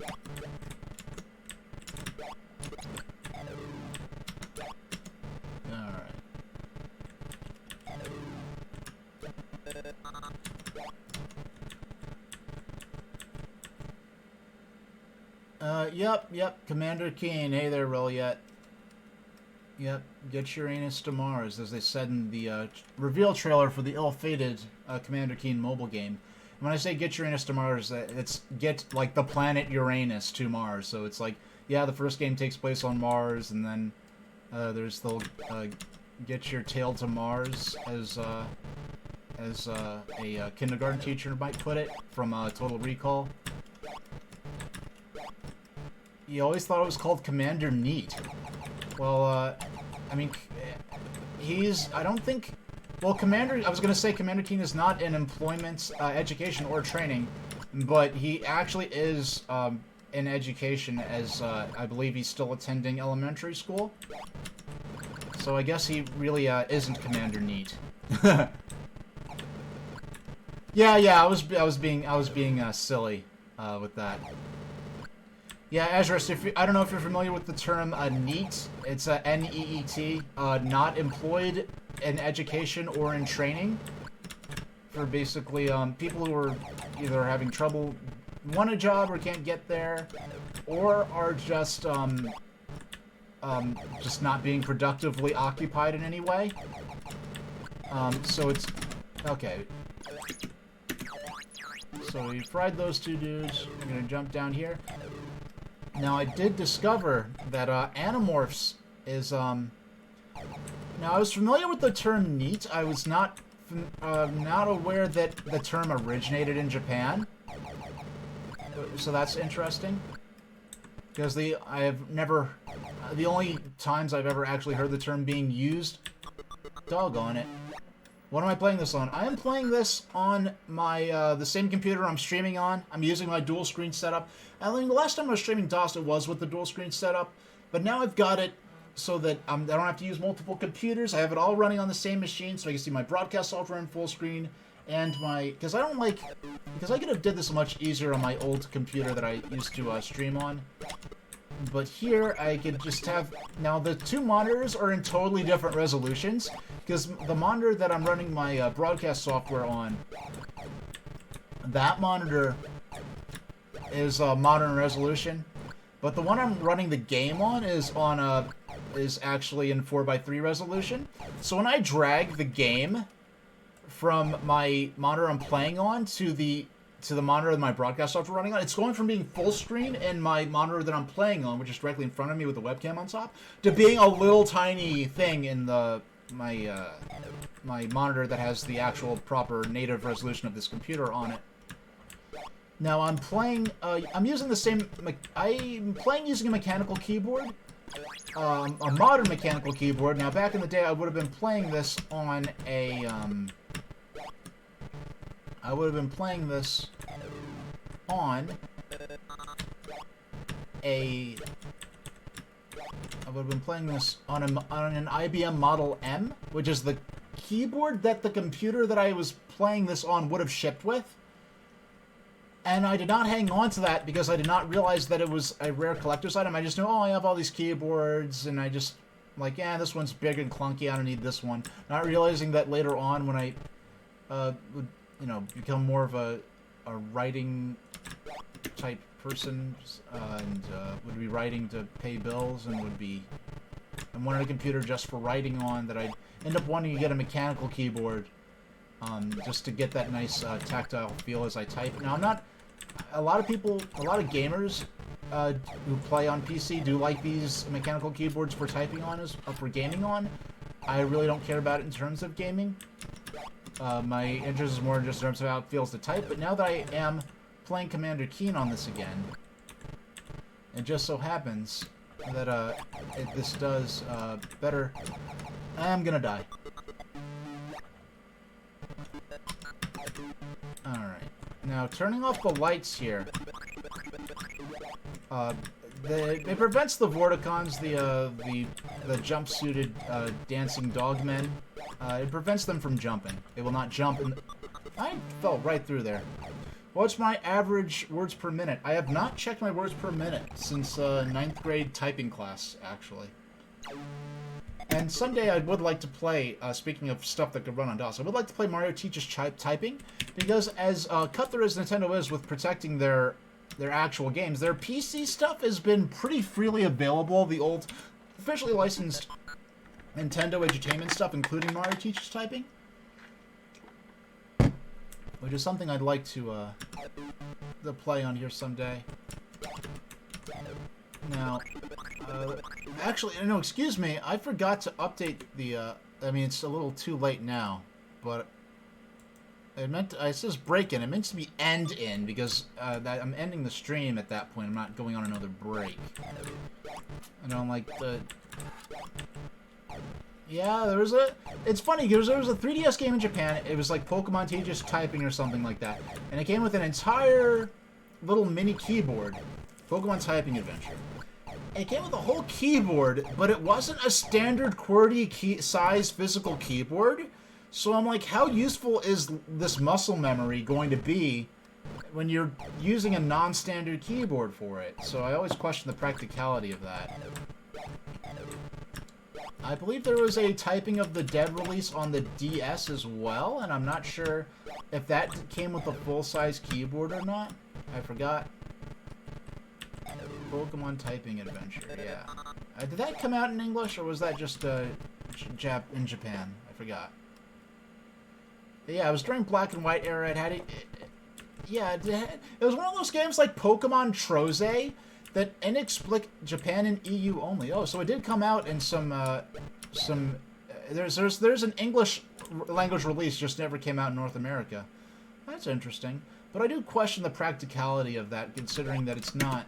Yeah, well, since this is our first go-around, we will go and collect the teddy bears.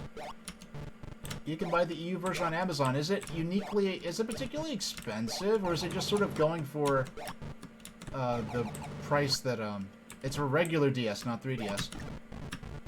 Yeah, because if it was with 3DS, I mean, 60? Wow, I'm surprised by how cheap that is, actually.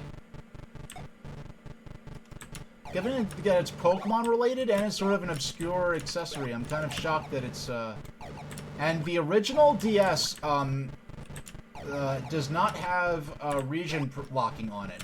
3DS stuff does, DSi exclusive games do, but actual standard DS games do not. You have Mystery Explorers, you just got Mystery Explorers Dungeon Explorers of Time for $40 on DS, so you're happy? You know, it's a shame, because I like the world and characters of the Pokemon Mystery Dungeon, like the world and concept, and the emotional fabric of those games. Like, if I could, like, it would be fun to go to the Mystery Dungeon world, but the actual games, like, I don't really like, I'm not into the roguelike dungeon crawling gameplay, unfortunately. You know what? That was the first time ever where I actually did not instantly die just from getting electrocuted. And if I had been ready to shoot that Vorticon, I could have actually survived falling there, potentially. Not likely, but potentially. Doggone. Tokus. Yeah, like the Pokemon Mystery Dungeon world might be just as fun, if not more fun, to actually visit than the Mystery Dungeon, than the actual mainline Pokemon world. But I don't like the game, the roguelike, like the battle system. I'm just not into it, unfortunately. It just did not capture my attention. Now I'm being clumsy because I'm being frustrated. As I'm doing that thing where I get frustrated and I start getting clumsy.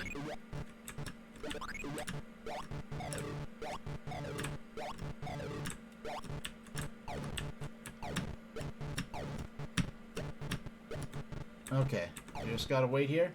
Oh, you beat Shining Pearl. No, yeah, I'm not gonna get. I'm glad. So what's your verdict on it, Roliet? Because I know, it's like if they had never before been Pokemon remakes, and this is the first time they ever did a remake of an old Pokemon game, I think my perception of it would be a night and day difference than my perception of it now, because if they had never before been, I'm never going to play the game, so I don't really care about spoilers. What I will say, it seems like the presentation in terms of the Pokemon beauty contest things, and mind you, I never played the original, but the presentation of the Pokemon beauty contest seems like they enhanced it a lot, which, given that being a sort of a unique thing that was pioneered in those games, where they started trying to introduce different things to do with your Pokemon, different ways to interact and play with them other than the main trainer battles and battling and capturing wild Pokemon. I think that's... I don't know, it's like... If they had never been Pokemon remakes before this one, I would be like, you know, oh, let's do it. Let's go into it. I'd be totally thrilled with it. So, Ilka did a good job with the constraint they were given. Yeah, it was a third-party company. So this is the first Pokemon remakes that Game Freak didn't do themselves. Well, they didn't have anything to do with developing it, but those... We took each other out right there. But I'm sure those constraints and the general style was probably something that was mandated by Game Freak.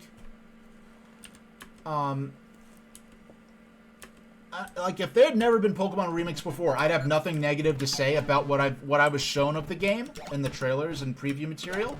However, based on the standard set by every previously existing Pokemon remake, Fire Red, Leaf Green, Heart Gold and Soul Silver, Omega Ruby, Alpha Sapphire, based on the standards those games had set, Diamond and Pearl,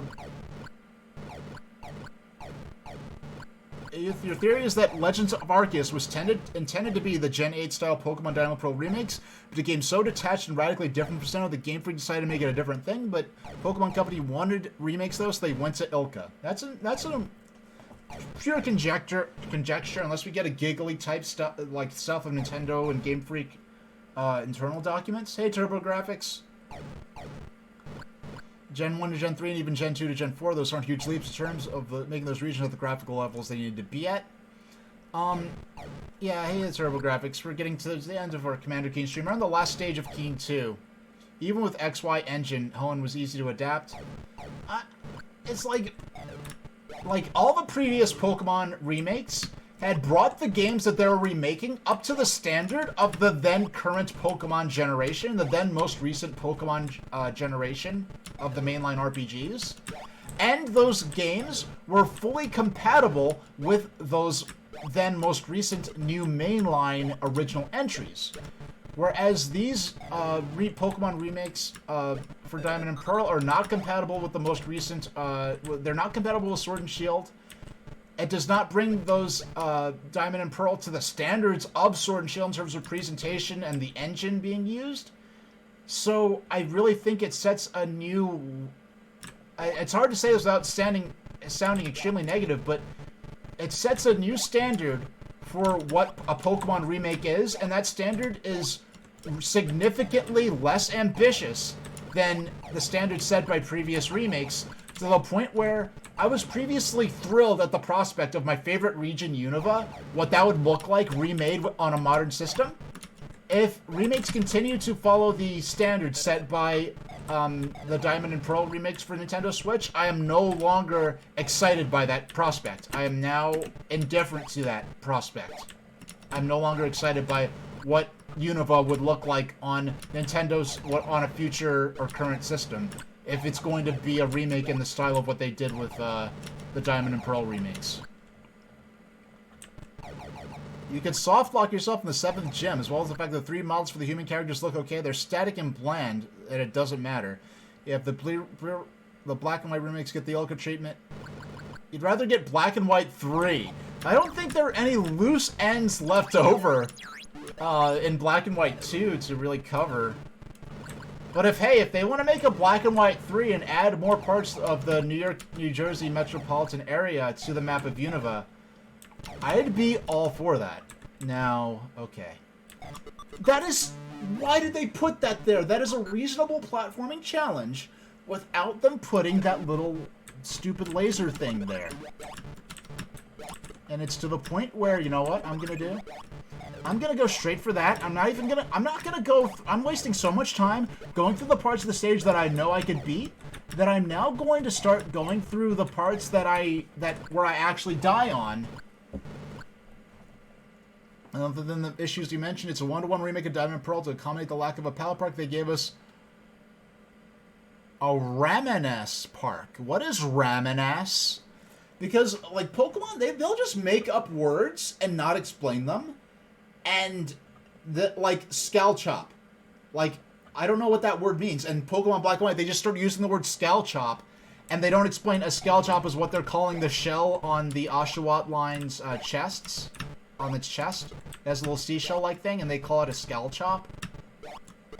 To, I guess, explain the fact that there's no Pokemon, no actual bivalve shelled creature of that size in the Pokemon world. The Underground added special crystals where you gather nothing, you get locked special temples that let you get legendaries from 1 through 4 that were not catchable in the original games. I never played the original games, so, man. And then Legends, like in Metroid Dread, I intend to eventually play Metroid Dread off stream and see if maybe just playing it off stream and taking my time with it, I could have a better time with it when I'm not also interacting with... Oh my goodness. Alright. Now, next time I stream Commander Keen, I'm going to play the first 2 hours of this stage. And if I can't get through this stage within 2 more hours, what I'm going to start doing is I'm actually going to save State Scum and go for it. You get all 439 mons, the National Dex, in the Underground in that scale, similar to... You don't need HMs. The Pokétch adds a new app for HM purposes. You have the XP share by default. You can't turn it off. That's about it. That's another thing. Just simple things. Like, all you need to have is have a menu option where you could turn the experience share on or off. There's no reason not to have that as an option, but it forces you to use it. And like, just little things like that, where something that could just be an option, you could toggle on and off. And that makes it, and me saying that I'm annoyed by turning the experience share on and off, that makes me sound like I'm going to be a hardcore competitive Pokemon gamer, and I'm not by any means whatsoever. When hardcore competitive Pokemon players start talking about strategy and team building and balancing and movesets and like in hidden values of hidden statistics of the Pokemon that you have to jump through hoops to even determine, and breeding Pokemon to get certain values, like that stuff is like, alright, I feel like how my mom must have felt when I would talk to her just about Pokemon in general back in the 90s. That stuff is like Greek to me, and I don't speak or read Greek. So, what would your take on Legends Arceus? I'm really, interested in it. They've been weirdly forward in the promotional materials with alluding to the idea that if Legends Arceus takes off really well, it may change the direction of future Pokemon games, including possibly the mainline Pokemon games themselves. I think they were strangely forward with that, with some of the language used in these trailers. Oh my goodness. I don't have any interest in any particular. I just think the storyline for... Okay, alright. Now listen to this. I might, if I play Legends Arceus on stream, I might, there's a, like, I think it might have been the first animated Casper cartoon. There's a Casper cartoon about a fox, like a living fox, that Casper makes friends with.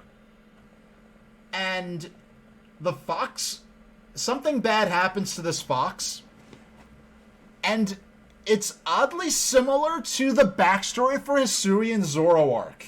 And like, I did a Pokemon card tournament once, Azurest, in the city. It was once, and I got my mom, bless her, actually agreed to let me skip school that day. What? I think it was on a school day, I believe. Let me skip school, which I didn't do, and plus, you know, let me skip school. She drove me all the way into Manhattan, and it was right near Carnegie Hall, I think, or something like that. And I didn't do good in the tournament, but I didn't care about doing good in the tournament. What I actually cared about was just the fact that I actually had some other kids to play the Pokemon trading card game with. And, yeah, so, my mom, because she, you know, wanted me to have she was worried that I was having a bad time because I was losing every single game because I was playing with kids who actually had other kids to play with and they had more experience playing. Whereas I was thrilled just to have other kids to play with whatsoever because, oh yeah, all the boys, played, Pokemon, they collected Pokemon cards. None of them played the game. None of them had any idea how to play the card game. Like, they did not have enough brain cells to figure out how to play the game. And I say that really kind of condescendingly, but, like, yeah, they were not... I could not even explain to them how the game worked. They, like, just did not understand. So it's like, my mom was upset, like, oh, he's losing all the games. I hope he's not too upset. Meanwhile, I'm like, oh my gosh, I'm actually playing the game with somebody. So, you know, so bless her for taking me all the way into the city that day. And she actually got one of the people running the event, one of the people from Wizards of the Coast, to help me improve my deck a bit. But meanwhile, I wasn't even concerned. I was just like, I'm just happy to be playing the game at all. Did I play D&D? Yeah, D&D.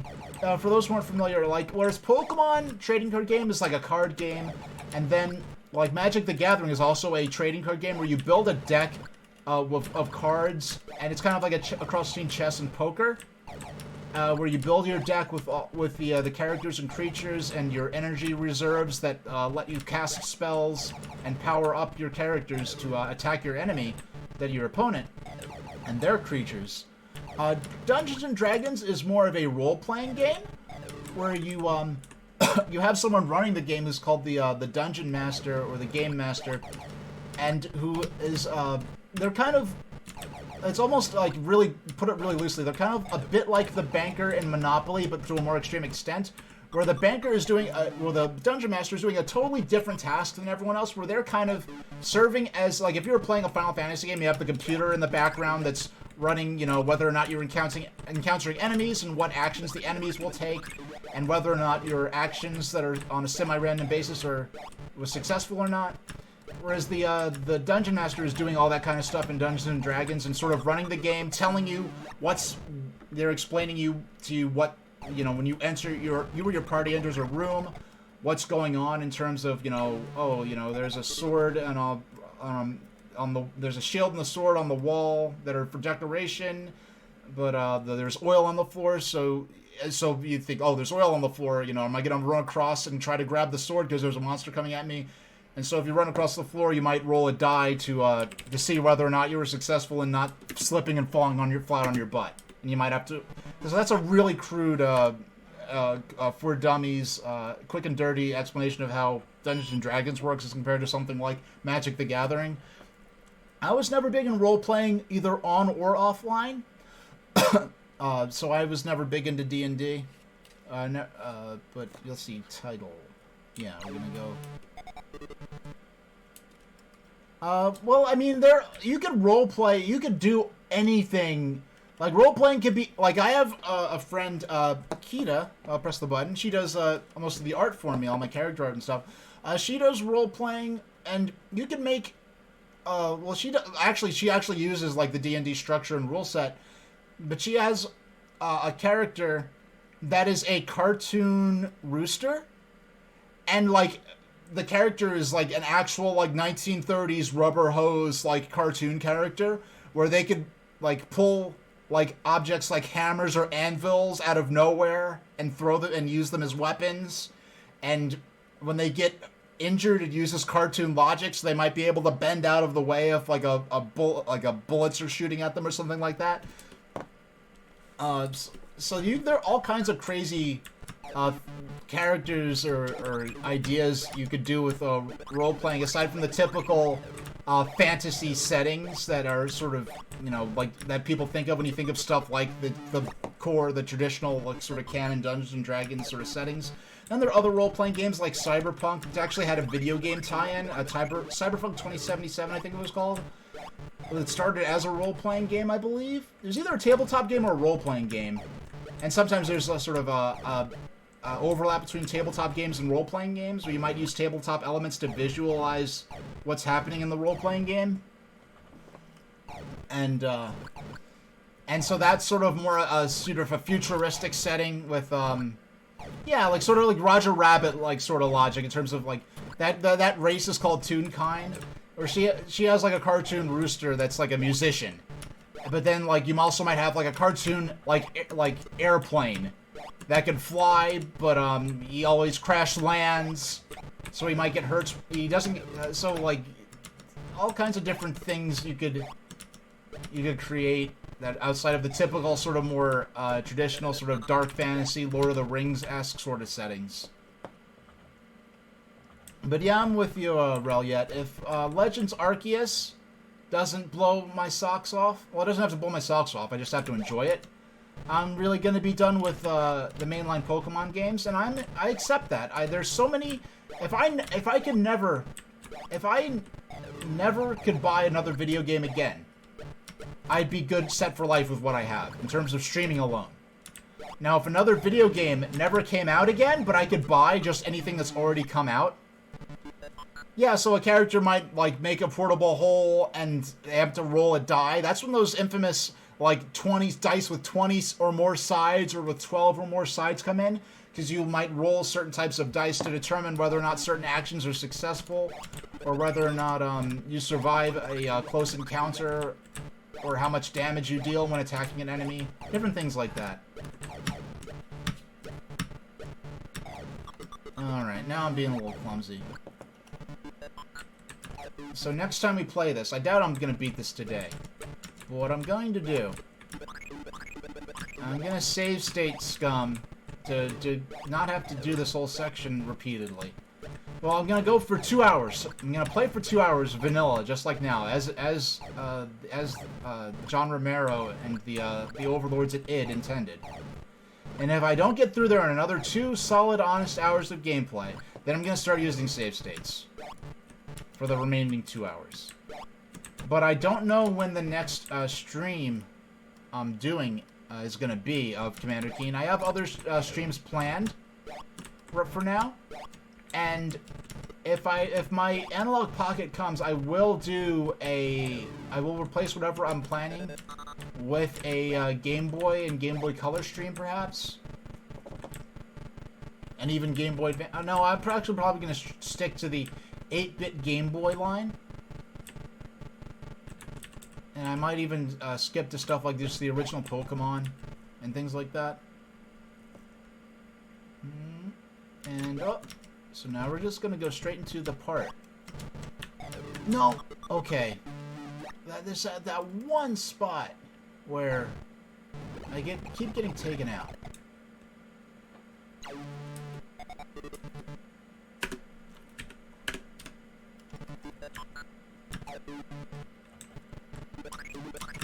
Okay.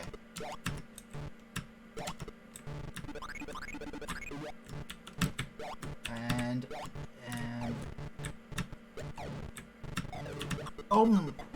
okay. See, now I'm doing the thing. I'm conscious of it. I'm doing the thing where I get frustrated and I start trying to hammer my way through the game, like I'm, in a China shop slinging around a sledgehammer. See, as I say it, I'm continuing to do it. But grab the gunses, jump over these platforms, get up here, and now if I get my timing right, I can just very safely jump straight through here. Now the other guys actually are way on the other side, so I was able to avoid having to waste the time to get them out the way. We're not going to go after the stuffed animal. I never made that. What this is right now is there 10 minutes left, and I'm really frustrated. I'm trying to get to the end of the game, but I'm still having a good stream. This is capturing my honest experience. Capturing my honest experience with the game is why I want to do these streams, so I'm not upset that I didn't beat the game. I'm going to have to make a future appointment, because I have a few streams scheduled, a few ahead of where I'm currently at. But we're going to have another... I mean, we're already going to do at least one more Keen stream in terms of clearing the trilogy. simply for the sake of the fact that there's even if I beat this game today, there's still a whole other Part 3 game of the original Commander Keen trilogy. So I'm not worried in regards to... Please. There we go. Yeah, so I was going to have to schedule another session anyway that I'm going to give the series a break for a while, especially since I'm sort of in a holding pattern, waiting for the Analog Mega SG, the Analog Pocket to arrive. It hasn't shipped out yet, but it will ship out this week. I believe it officially ships out. Today's the 11th. I believe it officially ships out either tomorrow or the next day. I guess it's going to be the 13th Monday, because that's, Monday, not a Sunday. So if if the Analog Pocket shows up before my next Wednesday stream, I will put off what I was planning for this Wednesday. Oh, I know where I need to make the save state.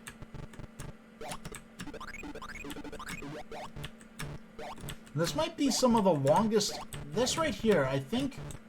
This might be some of the longest I've spent on a single game. Like, just look at this. Like, Metroid Dread, I was getting killed a bunch of times. I wasn't making any progress. But I wasn't having fun. I felt like I wasn't playing the game. I felt like the game was being unfair and unreasonable. Whereas this, I'm getting killed constantly. But it feels fair. It feels like I'm actually playing the game. And I cannot say that for Metroid Dread. Metroid Dread made me look like I was a Kotaku journalist, claiming to be a Metroid fan, but had never played any of the games before. Not to throw too much shade at Kotaku, because yeah, they put out a lot of silly articles, and there's a lot of questionable coverage and practices sometimes, but the meme of just hating on anything anyone from Kotaku says just because, it's just... they could be someone who's just a credible gamer and news analyst or reporter, and they just need to find someone who will purchase their article and publish it.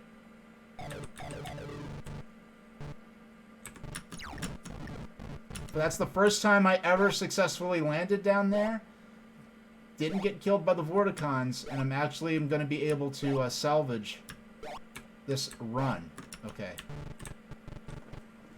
Let's wait for him to come back around. Now, even if... Okay. I shouldn't have tried to... I should have just jumped up and down in that spot and waited for the platform to come back.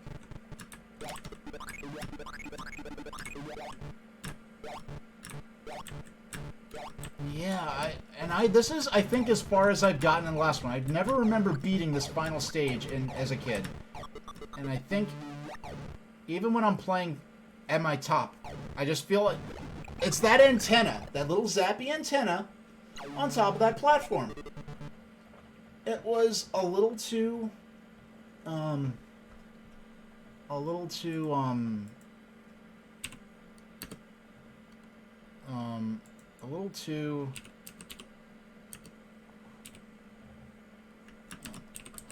it's just not, I guess, balanced good.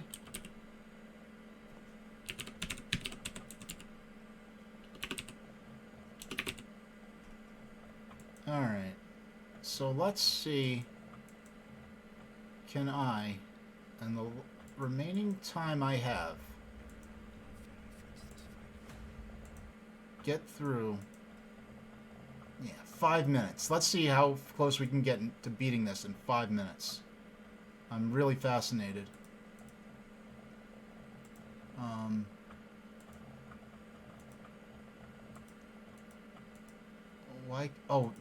Okay, I just forget that when I click off of there, I have to actually... No, I need to go back to... There we go. I keep forgetting I have to click back on the window.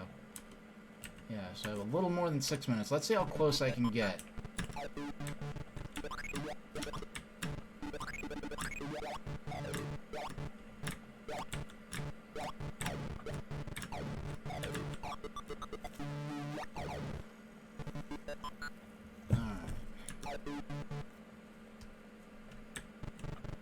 turn off the light. Grab the guns. I mean, you have to go out of your way to avoid the guns in the first place. So, they won't jump because I turn the light out. Now, if there's...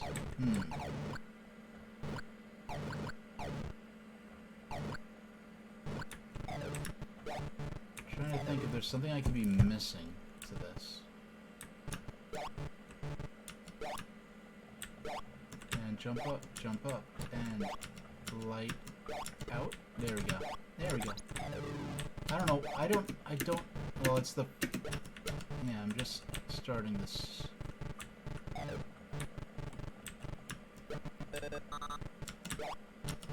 Yeah, I guess those two Vorticons start off up there, but... Now, I wonder... Is there something... I wonder... And what's ridiculous is there's a red robot that I'm clearly supposed to be using to...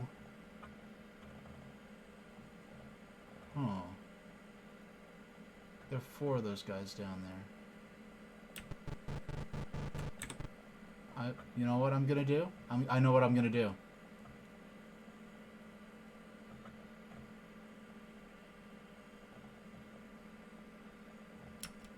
I'm gonna... Oh, you know what?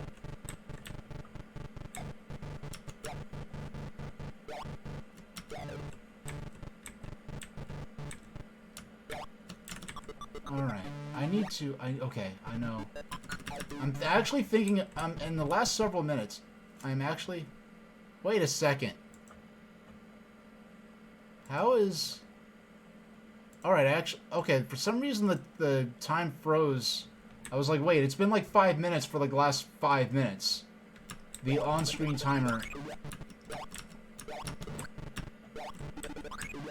Oh, it froze. Okay. I'm thinking... Yeah, I have a new approach possibly to the stage. I don't have time to try it now, but thought of it an hour ago, I would have more of an effort to... Yeah, there's another light switch. If I... You know what? There might be some detail... You know what? I'm leaving the lights out just because, right? What? There might be a level element that you could only see with the lights on.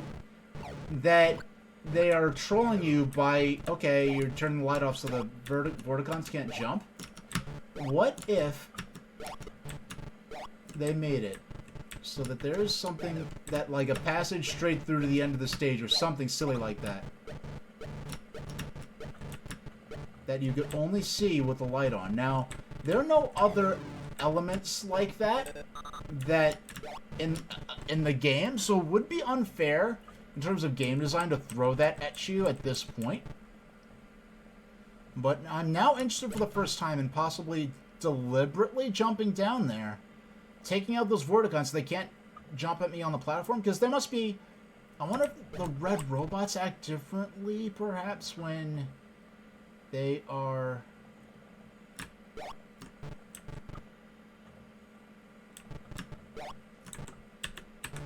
Oh no! I was like 1 pixel away. I had to come to a complete stop and... Yeah, there's no chance now. But I have it, at least when we go back to this, when I jump into this, there's a new approach I could take, so I'm not just rehashing what we already have seen here over and over. So, let's see. Yeah. Let's hop on in. Grab these. Okay. It's gonna say, they made it. I mean, that would be ridiculous if they made this so that you could just walk up and jump up and just bypass the entire final level of the game. That would be ridiculous. There's no way they would do that. Oh, shucks.